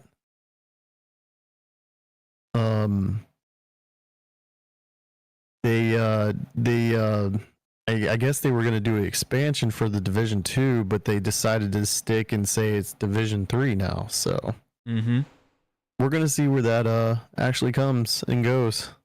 I'm excited because I love Division. Division is great. That's another good series that is, it's an innovation. It's something a little different. It's not hyper realistic like most of the Tom Clancy stuff is. You know, it's more of a looter shooter, and you gotta, you know, put a lot of rounds into the enemies. But that's kind of innate to that type of gameplay. But yeah, they have a chance to, with Division 3, deliver a continuous pipeline of content, because obviously the fan base is there. Like, the Division 2 has a lot of support, and even the first game does, where there are people that are like level 3,000 and higher. Like, there's people that never stopped playing, regardless of there being no new content. There's people that are just grinding for more weapons or to get that perfect build, or they just like the way the game plays and they return to it, which is also a core concept we talked about today. Is we return to Rainbow Six, we return to Halo or what have you, because it's just a fun game at the end of the day. And once you get done playing whatever new game is out, you reverted back to your favorites, which was, you know, whatever games were in the catalog, you know. Yeah, which we don't really do if you anymore. beat it on easy, you can go back and play it on hard. Yeah. You know? Make it challenging for yourself. Give yourself some goals to strive for. And if we look at Ubisoft's price, in 2014, their share price was at $2.73. Oh, that's actually, 2013 moving into 2014. In 2018, it got pretty close to $25 a share, which is really good. They became like an extraordinary company at that point. They had been growing ever since probably 2011 all the way up, or arguably even before that, you know, because 2002 was when a lot of the big Tom Clancy games were dropping left and right. But yeah, and then of course the pandemic hit and things got a little low around 2020. And then they started kind of digging their way out. But we notice here since like 2021, that price has gone down, down, down. And some of that you can say, okay, things have changed with COVID, you know, people are being tighter with their wallets, you know, you're pumping out games that might not exactly be what people want, and people are getting stingy with their wallets. We're waiting for sales where, you know, if a game is not to our liking, then it's just too bad, so sad. But now in 2024, their price is literally where it was in 2014, or arguably lower, which, I mean, that was back when they were a smaller company. They employ over like 20,000 employees now across the world in multiple studios. Yep. So, I mean, they've almost grown too big, and the bigger conversation now is that, you know, shareholders want to oust the leadership, like Yves Guillemot, the Guillemot family, and they, you know, and it seems like Ubisoft has been rumored that they want to take the company private, which I honestly think would be a huge win, because the reason they're doing a lot of the stuff they're doing is they want to please shareholders, not gamers, shareholders. They want to please them because they want to make more money. It's the same reason Call of Duty games come out every year. The same reason, you know, Call of Duty came out and said, oh yeah, we're going to let this one breathe. We're going to, you know, let Modern Warfare 2 ride out for 2 years before we do a sequel. Well, guess what? The shareholders didn't like that, and Modern Warfare 3 literally came out the next year, right? So, you know, it's all about money at the end of the day, and that's why we're getting Assassin's Creeds literally every year. They're not changing. They're just like sports games. It's Assassin's Creed 2024, Assassin's Creed 2025. Like, there's no innovation anymore. You're not focusing on making good games. So if the company goes private again, it's kind of like the old days, where it's like you're not a publicly traded company. You're not beholden to stockholders and stuff like that. It's literally just, we're a company. We make things for entertainment, and we also need to make a profit so that we can feed our employees and, you know, give everyone jobs and health benefits and things like that. But we're not so big that we're doomed to fail almost at this point, if that makes sense. Right. And see, that's really up to them to turn this around. It's either the captain goes down with his ship, Yeah. or we deploy all the lifeboats to save what we have left and return to what we were. You know, I just it saddens my heart that, you know, the direction Ubisoft has gone on some of the games they've developed, you know. It's mind-boggling because they could be putting out so many good games right now with the BS set aside, you know. Yeah. I mean, you know, you can have an environment where you say, okay, once you pass this point, everything that you believe in and for are left aside. And when you reach the other side of this line, that's when the game and creation begin. So you leave the stuff behind to create an awesome game for everybody, not just one person, or to divide the gaming community. It's more of you're creating a game for everybody to enjoy and have fun with. It's quite literally the disclaimer that they put before you play Assassin's Creed and a lot of other games. If you've noticed, it's, hey, this is made by a studio with people of different backgrounds and beliefs. They kind of have to let you know that ahead of time. They're like, hey, we have a studio that makes this, and this, but by the way, this is a video game, so like enjoy. Like that's basically what the disclaimer does. Is it does what you want it to do. Now, it's true that studios have kind of abandoned that, not just in the sense of the disclaimer. It might still be there, but they've disbanded from that in their design philosophy, and it's why we're getting these kind of crap games, shoveling agendas and trying to reconnect us with the real world when we actually want to kind of disconnect. Exactly. And as I've said before, playing video games is where you disconnect from reality. You know, you put your differences and problems aside for the time being to catch a break, to connect to people, to make friends, to have a good time. I mean, that's what it's all about. And sadly, the current situations we're in now, developers have lost that touch. You know? Yeah. That's why you see a lot of people going back and playing retro games. You know, for instance, you've talked about going back and playing retro games because back then they were good games. You know, we didn't have this paywall. We didn't have, you know, pay to win and crap like that. You know, they were fun. And that's why I really think that why all these third party and private companies are making retro game consoles. So you can go back and enjoy your childhood. Yeah. So, you know, and it's crazy how much they're selling more of those than actual Xbox consoles and PlayStation consoles. Yeah. You know, a lot of power in that nostalgia.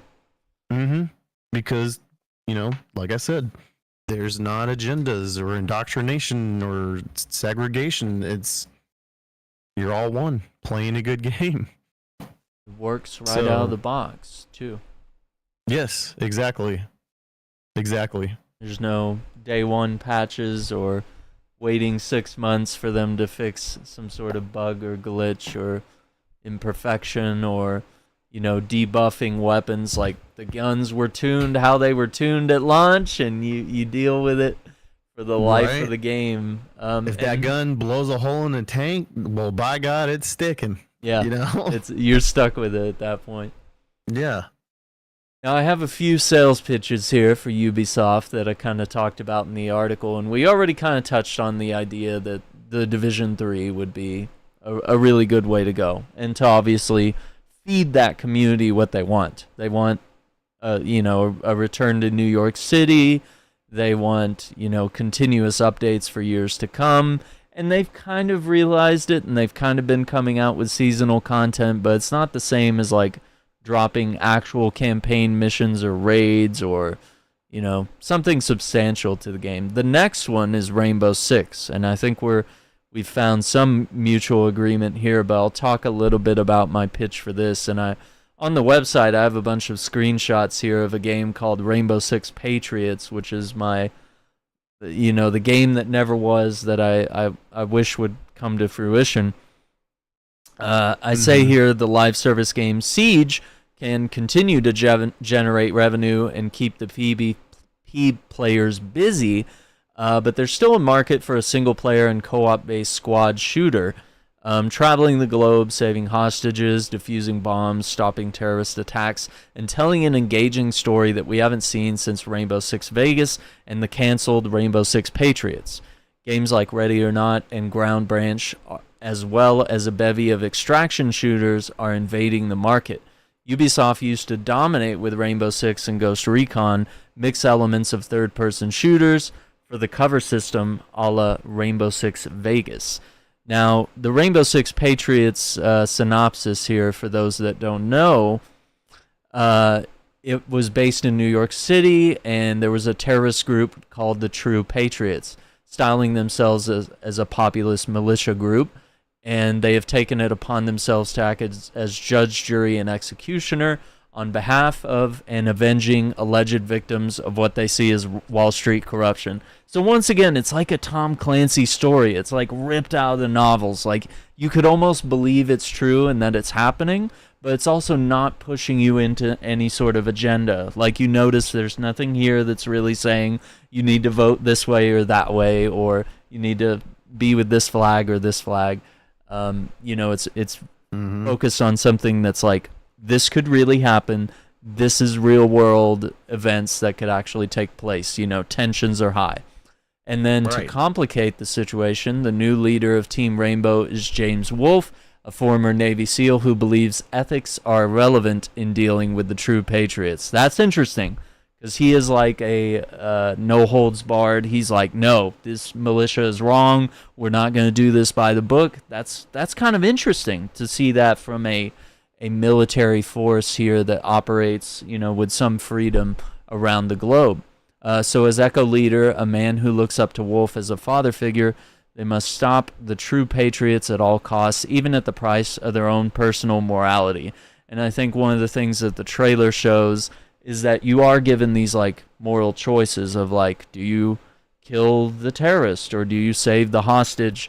And one of the things in the announcement trailer, there's the guy who has the bomb vest on him, and at a certain point, it gets down to like 5 seconds. They're like, dude, we're not defusing this. And they like make the difficult choice of either we die and all the civilians on this bridge die, or we push this guy over the ledge and have him take one for the team, you know? Yeah, and that's a heartbreaking decision right there, you know?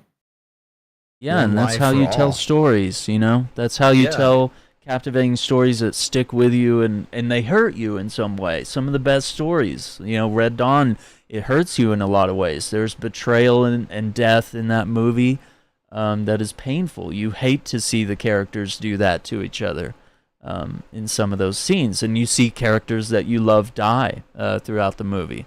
And that's what keeps you engaged. And of course, the other exciting thing I think about Patriots was, especially with the time period it was based in, post 9/11, like, you know, this was like 2011 that they revealed this game. So, I mean, it's only 10 years after 9/11, and, you know, tensions are high around the world. You know, New York is still a city that operates very cautiously with high security.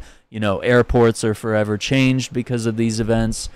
So it really allows you to lean into some interesting counterterrorism stories. I'm just going to let this video play in the background while we talk about this. But this game was revealed in 2011, and it was canceled in 2014.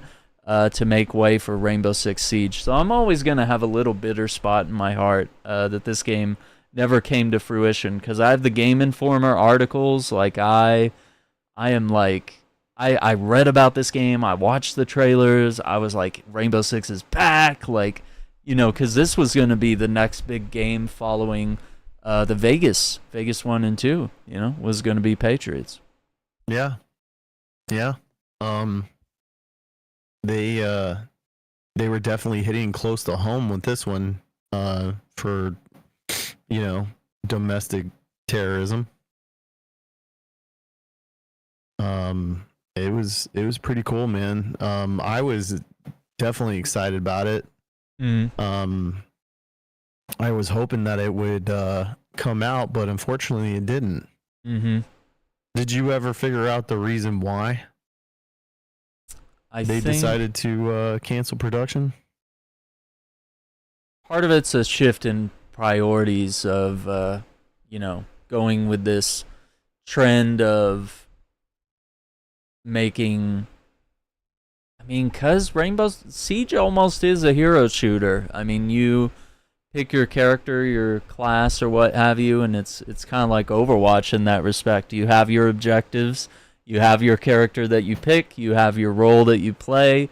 It is kind of chasing a trend there that was very popular, and single player games only, or even co-op games, they only sell so much. So I think that was a shift in priorities. And also, this is kind of bold in terms of storytelling to really go after something that's kind of dark and political and really but this was what all the Tom Clancy games were doing at the time. You had Double Agent putting us on the other side of the coin, kind of being like a rogue agent and playing both sides, the NSA and the I forget the name of that guy's militia, but you had to make difficult decisions in that game and sacrifice people that you love to maintain your cover as a double agent. Conviction had us going like full on NSA rogue agent, wanted man. Those were bold concepts at the time. That's risky stuff that maybe not everyone would be on board with. Seeing these kind of rogue elements here, and we're even seeing the guy on screen where you're playing as the hostage, and you have to hold the detonator, and you have to hold the button down so that you don't blow up. And you have the terrorists literally telling you, like, don't let go of this button, follow us, or we'll, you'll die either way. Like, this is bold, and this is actually kind of traumatizing, probably. Yeah. And that might be the other half, is that maybe the scene is a bit much on that end. But then you see Team Rainbow, like you see the snipers up on the bridge, and they're taking out the terrorists from Overwatch here. You can just kind of see how this would be a really fun game, because you'd have your snipers on the bridge.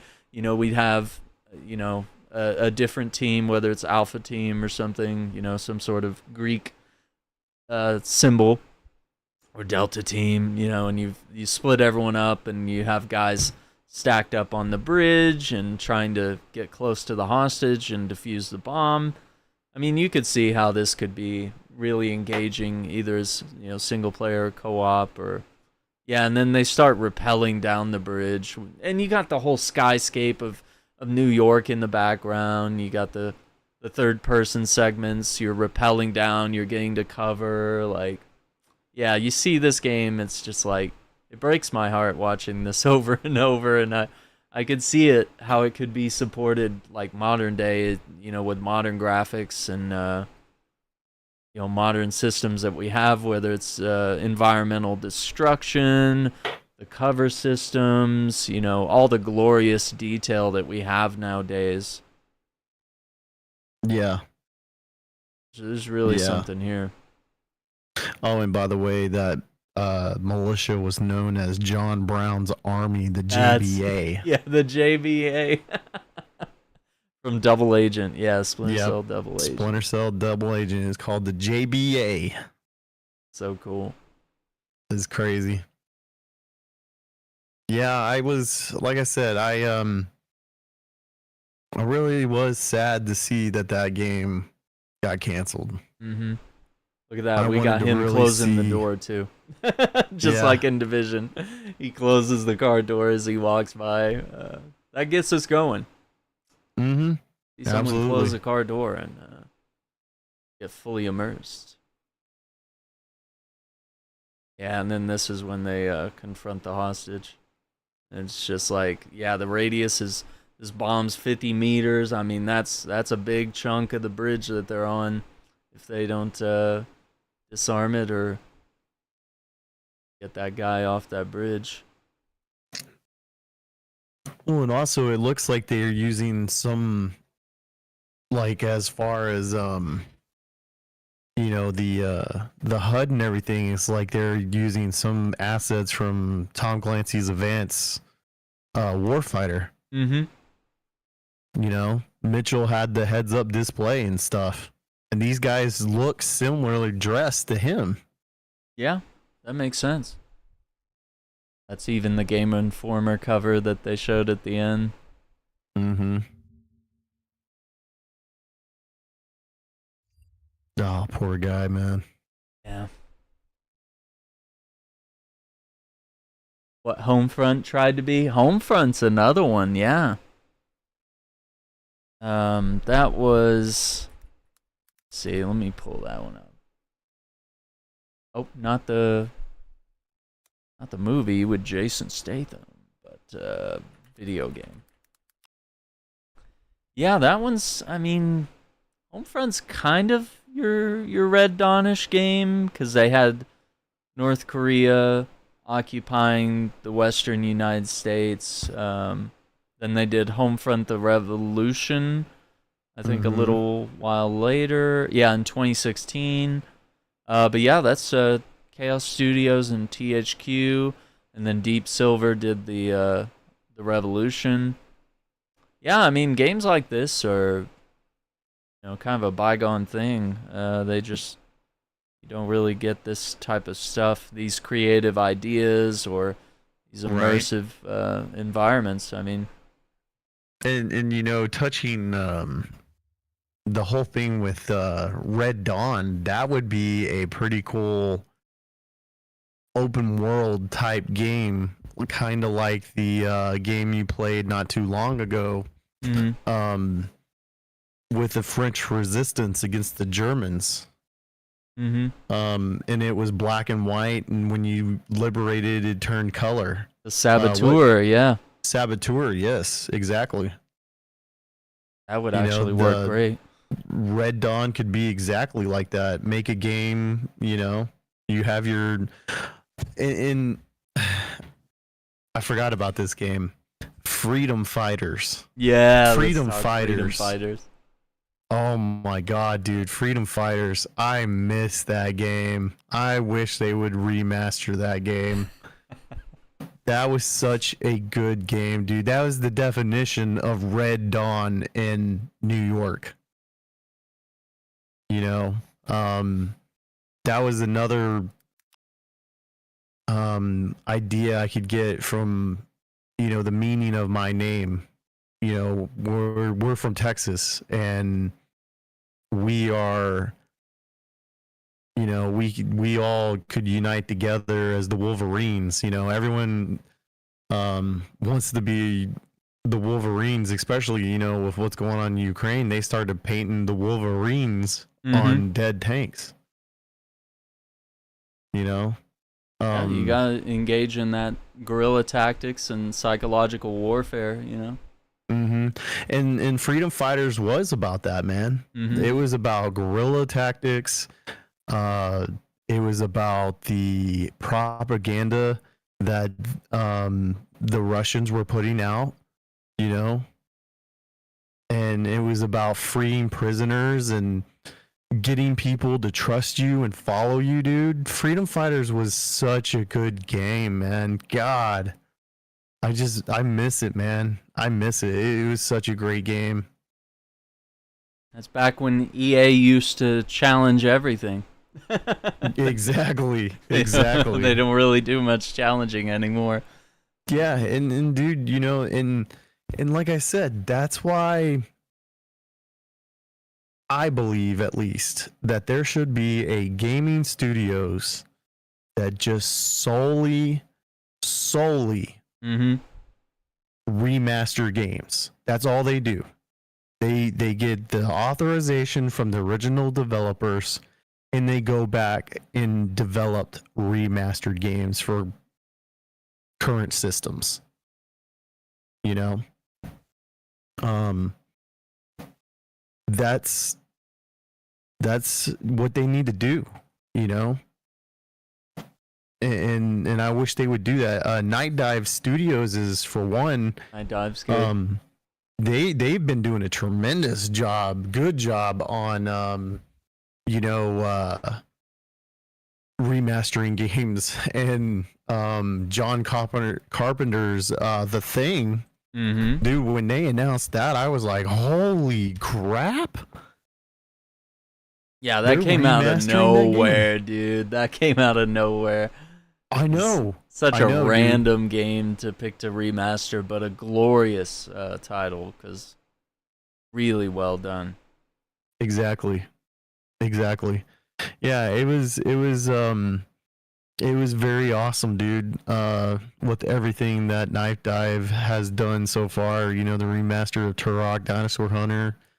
The Thing is going to be a very, I mean, as you can see their website, it's the number one thing that's on their website right now. Yeah, it's all over the page. Mm-hmm. Yeah, that's going to be huge when that comes out. I think we're going to be all over this one, because that game was a masterpiece when it came out, and it's looking gorgeous the way they've redone that. Other studios that have done a lot of remasters would be Blue Point Games, but they're kind of tethered to PlayStation. They did the Demon Souls remake not too long ago. They did the Shadow of the Colossus. They did the Nathan Drake collection for Uncharted. Trying to see if they have any more.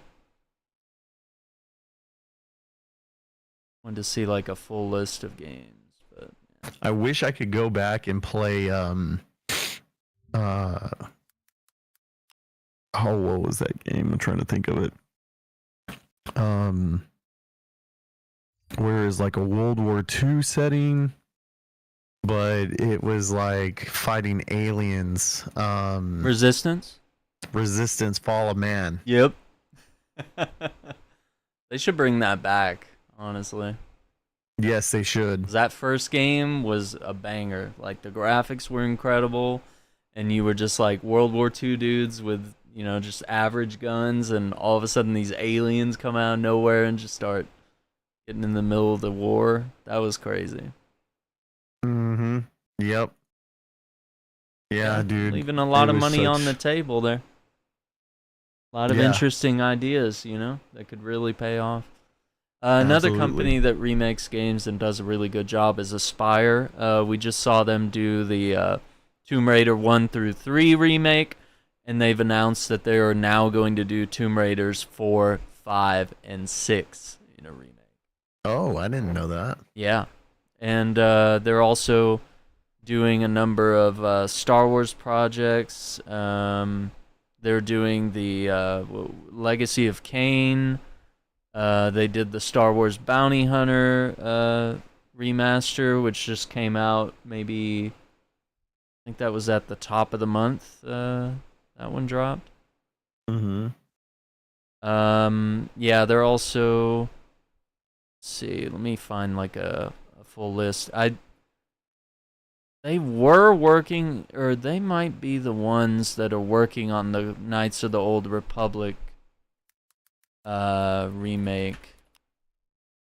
Actually, I think they might have handed it off to Saber Interactive. Yeah, but they were working on it. But yeah, they it's like that's headed over to Saber, which Saber is obviously working on Space Marine 2. So we know we can trust Saber with some banger games. Yeah, they did a really good job on Space Marine, dude. Yeah, it looks like they've done KOTOR. They've done like the remaster of KOTOR, but the remake will be done by Saber. But yeah, just keeping some of the games current. They've done a really good job over there at Aspire. But yeah, like you said, there do need to be studios like these that we've brought up on this discussion here that focus solely on preserving gaming history and taking some of our best games and making sure that they are playable on modern hardware, and maybe sometimes with a boost to graphics and frame rate and stuff. If you make it more approachable to a modern audience, that's helpful. Yeah, I mean, look at the Command and Conquer remastered, man. They put a lot of work into that game and completely, not redid it, but just enhanced everything the way it looked when we first play it, you know? Because, really like back then, we're like, oh man, this is so freaking cool. Yeah. Like, look at that pixelated character. He's like, that's high definition. Photorealistic, man. These are my people. Yeah, exactly. Oh yeah, they have the comparison slider here. Yeah, yeah, they really cleaned it up. You can see how like kind of pixelated and grainy it used to be, and now it's and even I think they brought the online play as well. Yeah, because the online play used to be GameSpy. Do you remember that? Yeah, I remember GameSpy. Oh my gosh. Yeah, so I think they're dead and gone, aren't they? Yeah, GameSpy. There ain't no way. was oh yeah, it's long dead and gone. So the people that were working on mods for remastering Command and Conquer, another company took over like the ability to host servers and stuff for like Command and Conquer, and they had to do something quick because when GameSpy shut their gaming servers down, you wouldn't be able to play those games online anymore. So they had to come up with a third-party way, and they managed to do it, and they got it taken care of. Wow. But you had all these games back then that just had dedication and hard work and zero agendas and politics. That's why they did what they did, make history and bring people together. Didn't they release this on console as well? When they remastered it? No. Well, they had it for N64, yes. Yeah, okay. Yeah, so they had this for the N64, which was actually a 3D version of that game. Man. And I don't think that was ever done with that. If I'm not mistaken, some of the N64 missions are actually in the remaster. So, because those missions were actually, only on the N64, you couldn't get it on the PC. And the developers actually added those N64 play missions in the remaster for the PC version, which was awesome. That's really cool. That's a attention to detail, and that they care about every version of the game. Yeah, it was truly astounding what they did because it was just awesome. I absolutely loved it. Pretty ambitious, yeah. Yeah, like I said, Command and Conquer is what got me hooked into RTS games. That's why my channel is mostly RTS games, and then the co-op games and stuff like that with us. But majority of my videos are RTSs because I just love the fact that you can build your own base. You can build it the way you want to. You can turtle, people turtle and just stack up, stuff. But it's about leading your army, building your army, mixing it up, what works, what doesn't, and just basically going in and ravaging the enemy base. You have to collect money and resources. That's what an old school RTS is that I love, is going and collecting resources. Terminator really got me back into the RTS genre, solely because it's so hard. You have to lead your troops and make sure they live up to gaining experience and keeping them alive so they can do better, they can shoot better, they can survive. It's crazy, man. Terminator was such a addicting RTS game. I still play it. I go back and what could I do what I did better? I even thought about going back and do a playthrough on, like, not a live stream, but a higher, quality. Yeah. Because I get higher quality when I record locally to my SD drive. But I mean, the quality on the stream was pretty good too. But I don't know, man. It's so cool that they put this Terminator game out, because back then those were 80 movies, 80s movies, and they were really good back then, dude. Absolutely, some of the best. And with some of these franchises, I never thought we'd ever get modern games of Terminator and RoboCop and stuff like this. Oh yeah, absolutely, because we're getting it. All these franchises are tied up between, like, copyrights and license, and you know what I mean. And when we do get games, they're usually not good, Well, yeah, terrible games. They don't know what to do with the franchise. Yeah, and see, the thing is a lot of people didn't think this game was gonna be good, but man, it was freaking awesome. The choices you made on the battlefield determined the outcome. And I like that about games. Absolutely. What you do affects the outcome, and that's how all games should be. An aspect.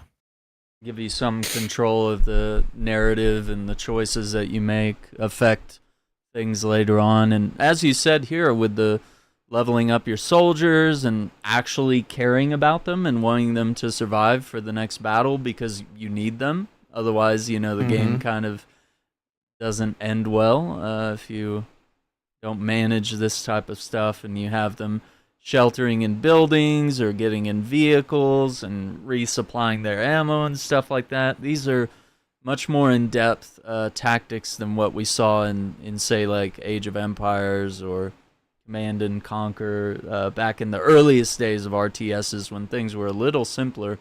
We're seeing things evolve. Right. Yeah, because you have specific soldiers that can do certain things. Not all these units can get in a tank and just drive it like your mom's SUV. Yeah, it's a little bit more complicated than that.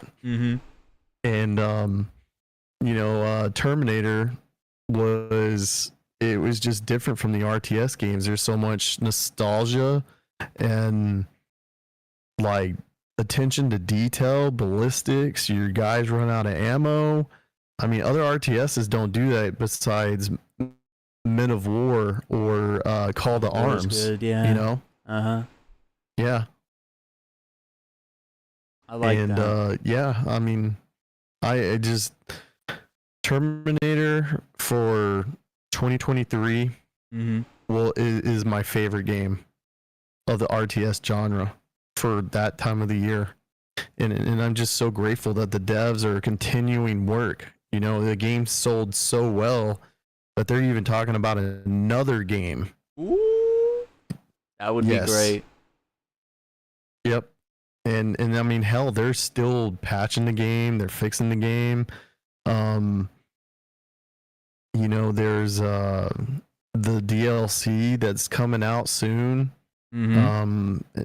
hopefully they say it's going to be done before the end of this year and out. And I hope that I have a version that I can show off. You know, I've been keeping close tabs with the producer. His name's Mark, a pretty cool guy. You know, we're on different times because he's over there in Europe. I'm over here in Texas. Yeah. So, you know, he's a really cool guy, man. He loves my videos that I put out. And I had recently made a video of one of my favorite units, which is the Bradley IFV. And he's like, wow, dude. He's like, I didn't even know half this stuff you're explaining in the game. he's he's the one making like, the I'm a game. producer. Yeah. You know, I produced this game, and I didn't even know that. And it was a laughable moment, dude, because I mean, I do pay attention to every little detail, you know. Mm-hmm. I don't know. That's why I like RTS games. It's just so tactical, you know. All those decisions you make and stuff, just it's awesome. I just love RTS games. They're so cool. Yeah, a lot of fun. Yeah, it is. It truly is, dude. I love it. And you know, that's why right now RTS games are kind of taking off, man. A lot of people are like, oh, the RTS genre is dying, and I'm like, nah, I think it'll be all right. I think we'll, you know, not Petroglyph. Well, Petroglyph, they came out with 9-bit armies. That's good. Mm-hmm. There's Slytherin Games came out with, you know, Terminator. They're coming out with more RTS. You have Micro Pros coming out with Sea Power. I can't wait till Sea Power comes out. You know, I've been talking about that game forever. Yeah, like battleships and aircraft carriers and yep, it's the modern missile age. It's a Cold War gone hot, basically. And we also have air units as well, so it's not just boats and They even talked about tanks submarines too. Oh, okay. Yeah. Well, that could be interesting. So throw in a little bit of land warfare as well. Because I mean, if we think about it, the Navy is more than just boats. I mean, they're freaking everywhere. Oh yeah, whether it's our Navy or other navies. Yeah. And see, the thing about Sea Power that I'm excited about is you can make your own missions, so you can tell your own story. You know, I like that. Separate from what the missions the game developers have actually designed for you to play. So, you know, there's a lot of replayability when you create things like that, or play with other players create. You know? Yeah, absolutely. That Bradley just shredding these troops. yeah, dude. It's so cool, man. I love that lawnmower. I call it the lawnmower, but or the Rangers. How the Rangers went and put that charge on the tank. We just watched that clip, so that's a good one too. Yeah, and that's a favorite infantry is the Rangers for me. And someone did point it out. They say Rangers lead the way. They say that is a quote from Call of Duty, you know, because when you play multiplayer, they're like, Rangers lead the way. Yeah. So that makes sense. Yeah, but dude, that game's it's so cool. It's so awesome. I love it. I'll never stop playing it. Which here pretty soon I'll be releasing another video on working on the Abrams. So hopefully here pretty soon I'll be able to get that video up and running. Like I said, you know, we talked about the video editing ourselves. It takes time to put stuff out, man. We don't have that capability of, you know, people that have the money to dish out for that stuff. Absolutely. Yeah. One memorable moment that me and you have had is the Gears of War playthroughs, dude. Oh, yeah. That was good. It was really good, dude. Really good. I am so glad that we went through that and, played through those whole all those entire games, you know? That started it all. I mean, we were adamant about running through all the Gears titles, and then we started hitting Halo and doing every Halo game in chronological order, which I think was a really good approach to experience the story in order rather than release order. Absolutely. And then we got to play Halo Infinite, which neither of us had played the campaign all the way through. So, right. Yeah, because the main thing I was waiting on Infinite was the fact that the co-op. I wanted to play with a friend. I didn't want to play with myself. Yeah, it wasn't available at launch, and it took a long time for them to implement that, and they had promised split screen, and they weren't able to deliver that. And that's another thing that was core to Halo was the split screen co-op, even just being able to play it at home with a friend or a family member. Was a big deal for the times. Exactly, dude. And I wish it was available at launch. We could have all enjoyed it. Yeah, I think the game would have sold a lot better. Yeah. If it had a lot of that stuff at launch. I think it launched feature incomplete without Forge mode as well. I mean, we literally just got Forge mode like less than a year ago. I mean, it's Forge is also key to especially creating more content that the developers don't have to actually be working on. That's player controlled stuff like that. Right. Yeah, I'll never forget that train level we played on Gears, man. When when I made that short, and I'm like, "See you later, alligator," and she just ragdolls right off that trailer. And that's some of the most fun moments, from those games. And Gears of War, it's really challenging, and completing that first game, especially in co-op, that's a rite of passage. That's how friendships are made, Yeah, and the thing is like, I all those when you post those videos on TikTok with on this day, whatever date and time. Oh yeah. I just I go back and I watch those videos we played, dude, and in the good times we had. Because I mean that was just, it was good. I like that, man. It's that's what gaming's all about, is playing good games with your friends and enjoying life away from reality. Because I mean, you got to think about it. Gaming does help people mentally when they're stressed. Oh, absolutely. Playing games for me is it lowers my stress level. And it's how I deal with everyday life, and then, like I said, it leads back to my saying, that's what games are there for. Not to I want to play games to get away from reality and the events of the world, and just zone out and relax. But these developers these days they want to put that stuff in there, and it's like, dude, I'm trying to get away from the stuff you're putting in these games. Yeah, it's everywhere. and the one place you kind of think you can escape in a video game, and it's there waiting for you again to absolutely. And it can raise your stress level as well, because I mean, you're trying to get away from that. You want to find something where you can just kind of have some fun and blow off some steam. And games are stress relief. They can provide positive impacts to mental health.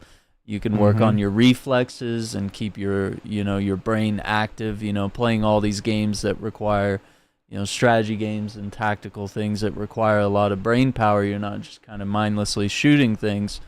It's the same as sitting down doing a crossword puzzle, keeping your brain active and, kind of trying to keep yourself from getting Alzheimer's and all the dementia and all these various things, keeping your mind active and all this stuff. There's all sorts of benefits. Of course, reaction times as well. People that play video games have higher reaction times. A lot of people have been able to dodge car wrecks and stuff from just having heightened reflexes thanks to playing video games. It can save you from dangerous situations in real life. Absolutely, I agree. Hand-eye coordination, I mean, that power is there. It takes a lot to train your brain to have that type of reaction in the real world. Absolutely. Yeah, it looks like these screenshots from Splinter Cell's concept art, that's 2022, when they were talking about doing a remake of the original Splinter Cell, which, they've been kind of radio silent, but I think the fact that all they had was concept art was really them saying, like, hey, this is really early on, and we just kind of want to let you know that this is happening, and you can, kind of be excited about it. And once again, every time devs announce something, it's usually to recruit more studio. So while that first reveal trailer is often very exciting for us gamers, and we immediately want to see more gameplay, it's usually just kind of a recruitment video to get other people that want to work at that studio interested. So that's kind of my last pitch when it comes to like Ubisoft games, is I want to see Michael Ironside back as Sam Fisher. I want to see as much of the original team back together. You had Grimm, obviously Lambert might not be around, depending on the canon ending of Double Agent, which I think unfortunately doesn't go well for him. But yeah, just rooting that series in, modern, or yeah, just kind of keep it in modern stuff. Don't get too obsessed with like way in the future technology that we're seeing with a lot of militaristic shooters, where it's a little too complicated. Like let's kind of keep things a little simpler. He had the knife, he had the SC-20K, the pistol, the night vision goggles, giving him too many abilities where he's almost supernatural, where he can see through walls and things. And I get sonar is a real thing, and there's all if you read the books, he uses a lot of DARPA technology, which is secret government technology that's always at the forefront. Yeah, prototypes essentially. So I mean, I think if you go back to the root of that, of what makes both the Splinter Cell books and the game so exciting,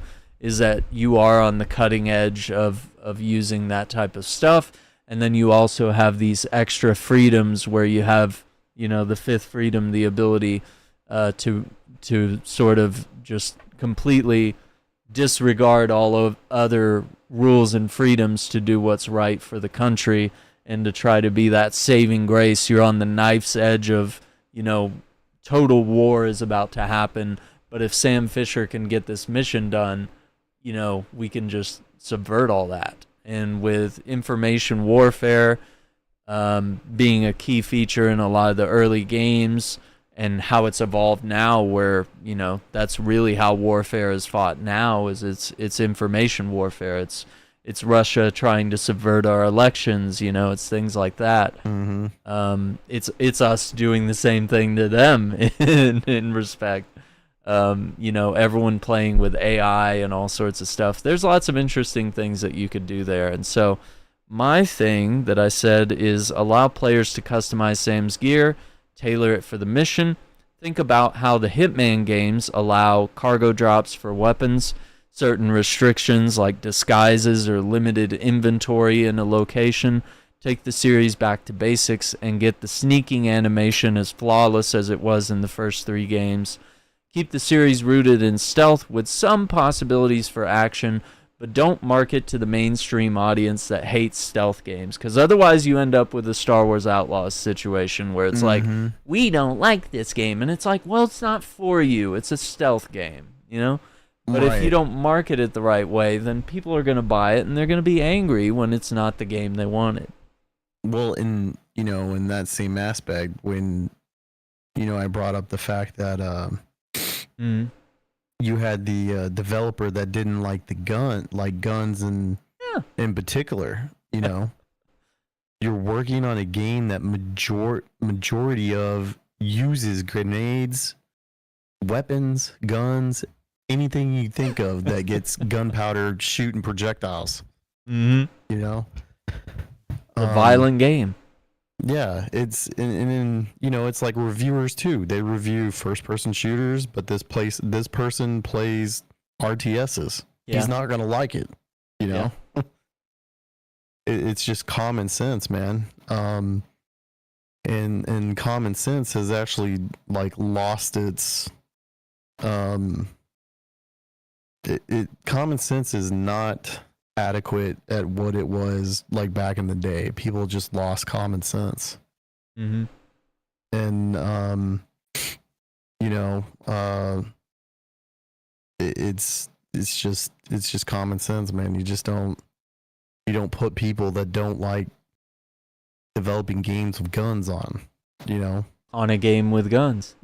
Right. The game and let them go play soccer, or develop soccer games or sports games or something. Don't put them on that task force for Halo if they don't like weapons and killing stuff. So that's key. Yes, sir. Well, do you have anything on Ubisoft in terms of thoughts or suggestions or things you'd like to see?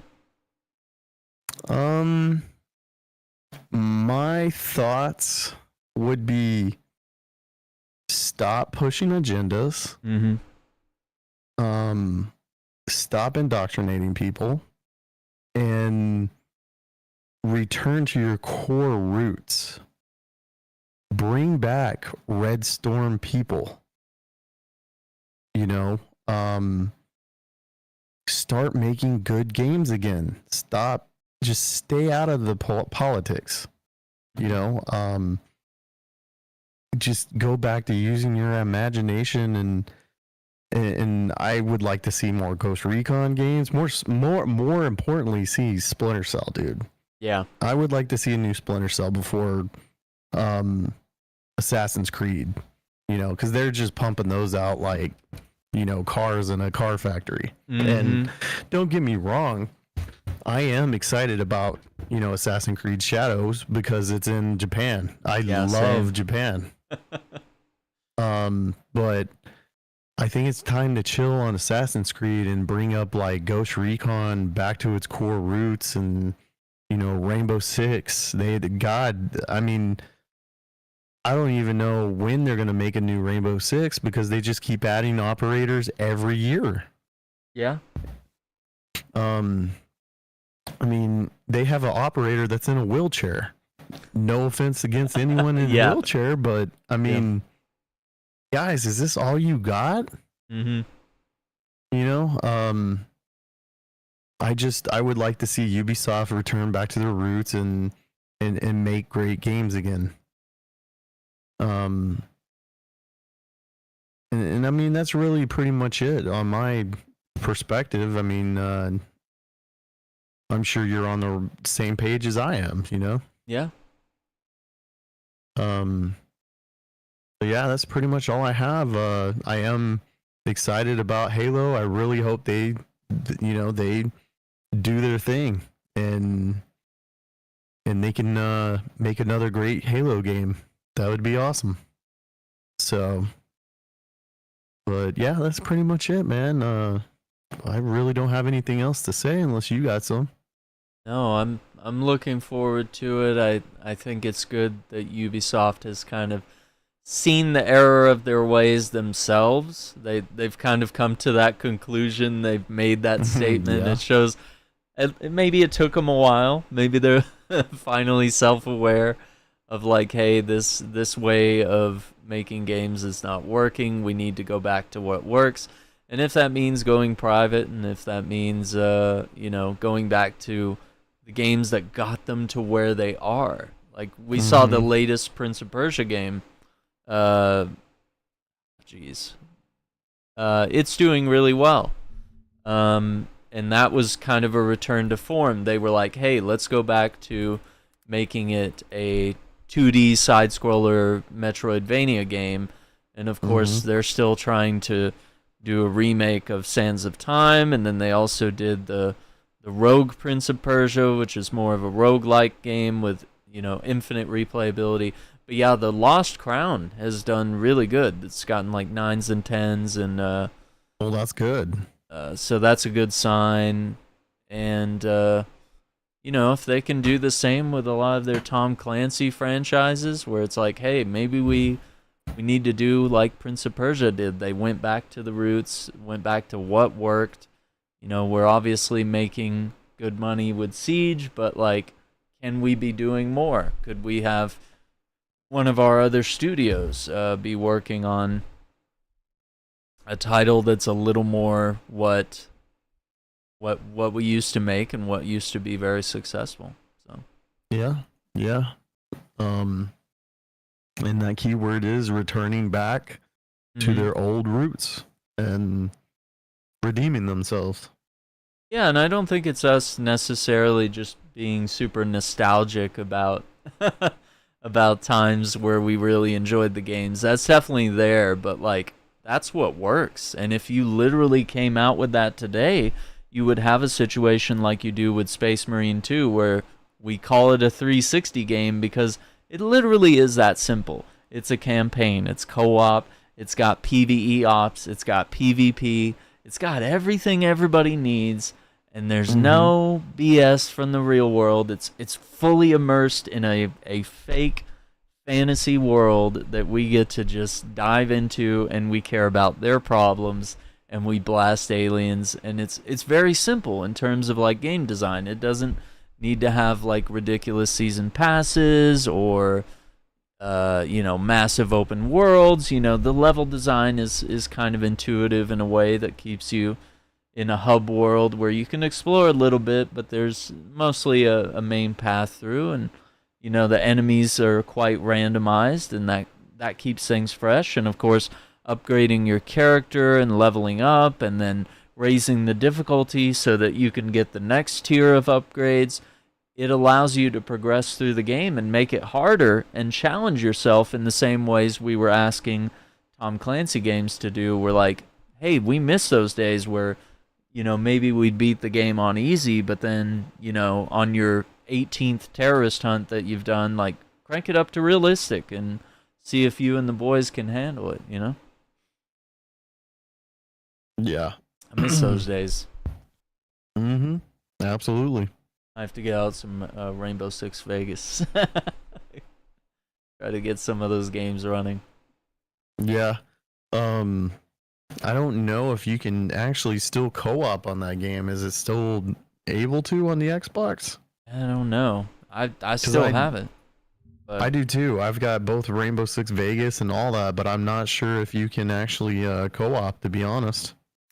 I don't know if it's online available. Yeah, they might be down. I don't know. But some people are still saying. Some people are saying that they're playing it. There might be options on PC with what do you call it? Where you host, where you host, and then your friends can join in or whatever. There might be some things with that. Oh, okay. But I don't know. On PC, I don't know if you would have to.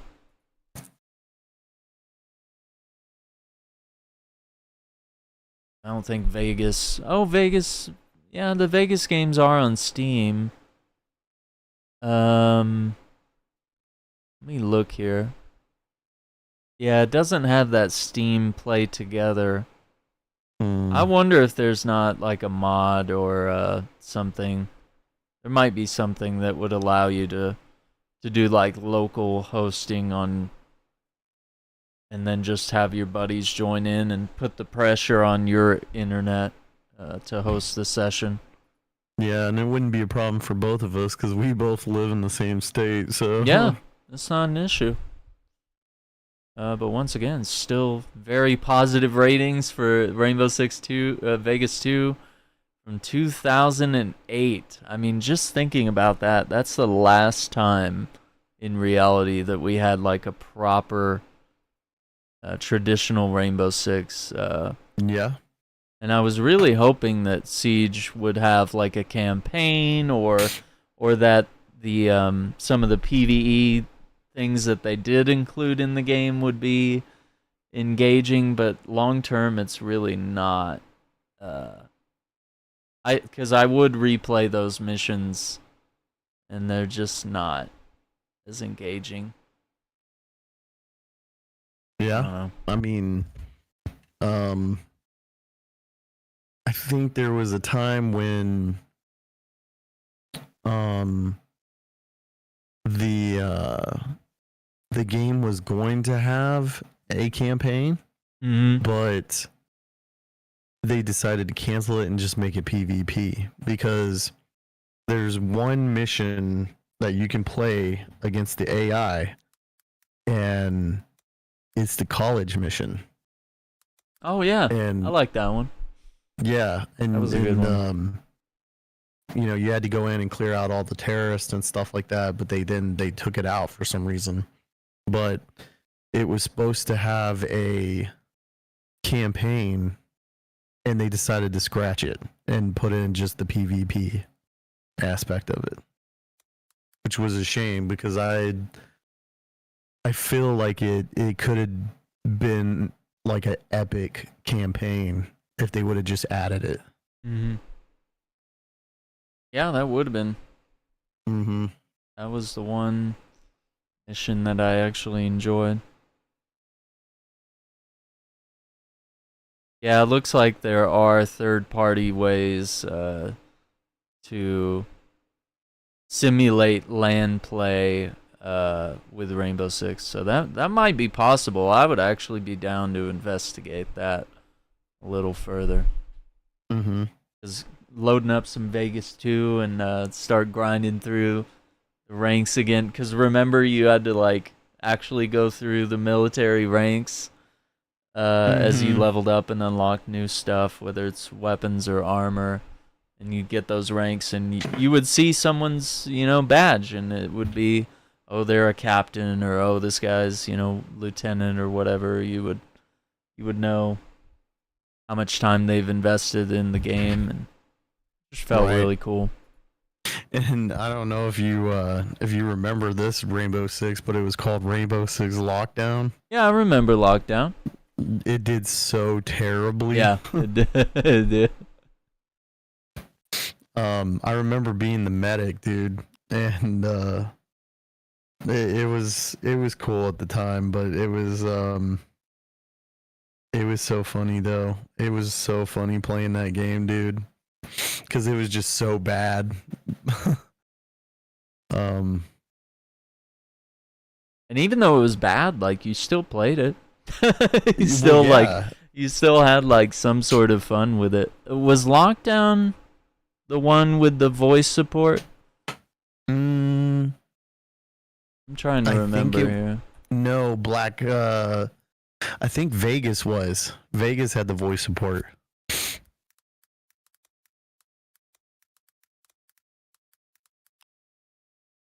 I'm trying to like figure out the oldest game that had that. Yeah. Yeah, I think it was Vegas. Yeah, Vegas. And Vegas also, we talked about this the other day, it had the camera where you could scan your face into the game. Oh, it says Rainbow Six 3 also had it. Rainbow Six 3. I was just trying to remember the subtitle for that game. Rainbow Six 3. Raven Shield and Black Arrow, Athena Sword.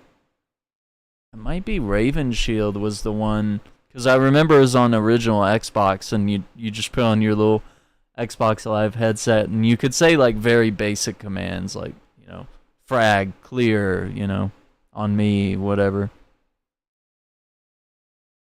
Yeah, so it looks like Athena Sword, Iron Wrath were expansions. And yeah, so maybe it was Raven Shield. I think that's Rainbow Six 3 was Xbox Live enabled.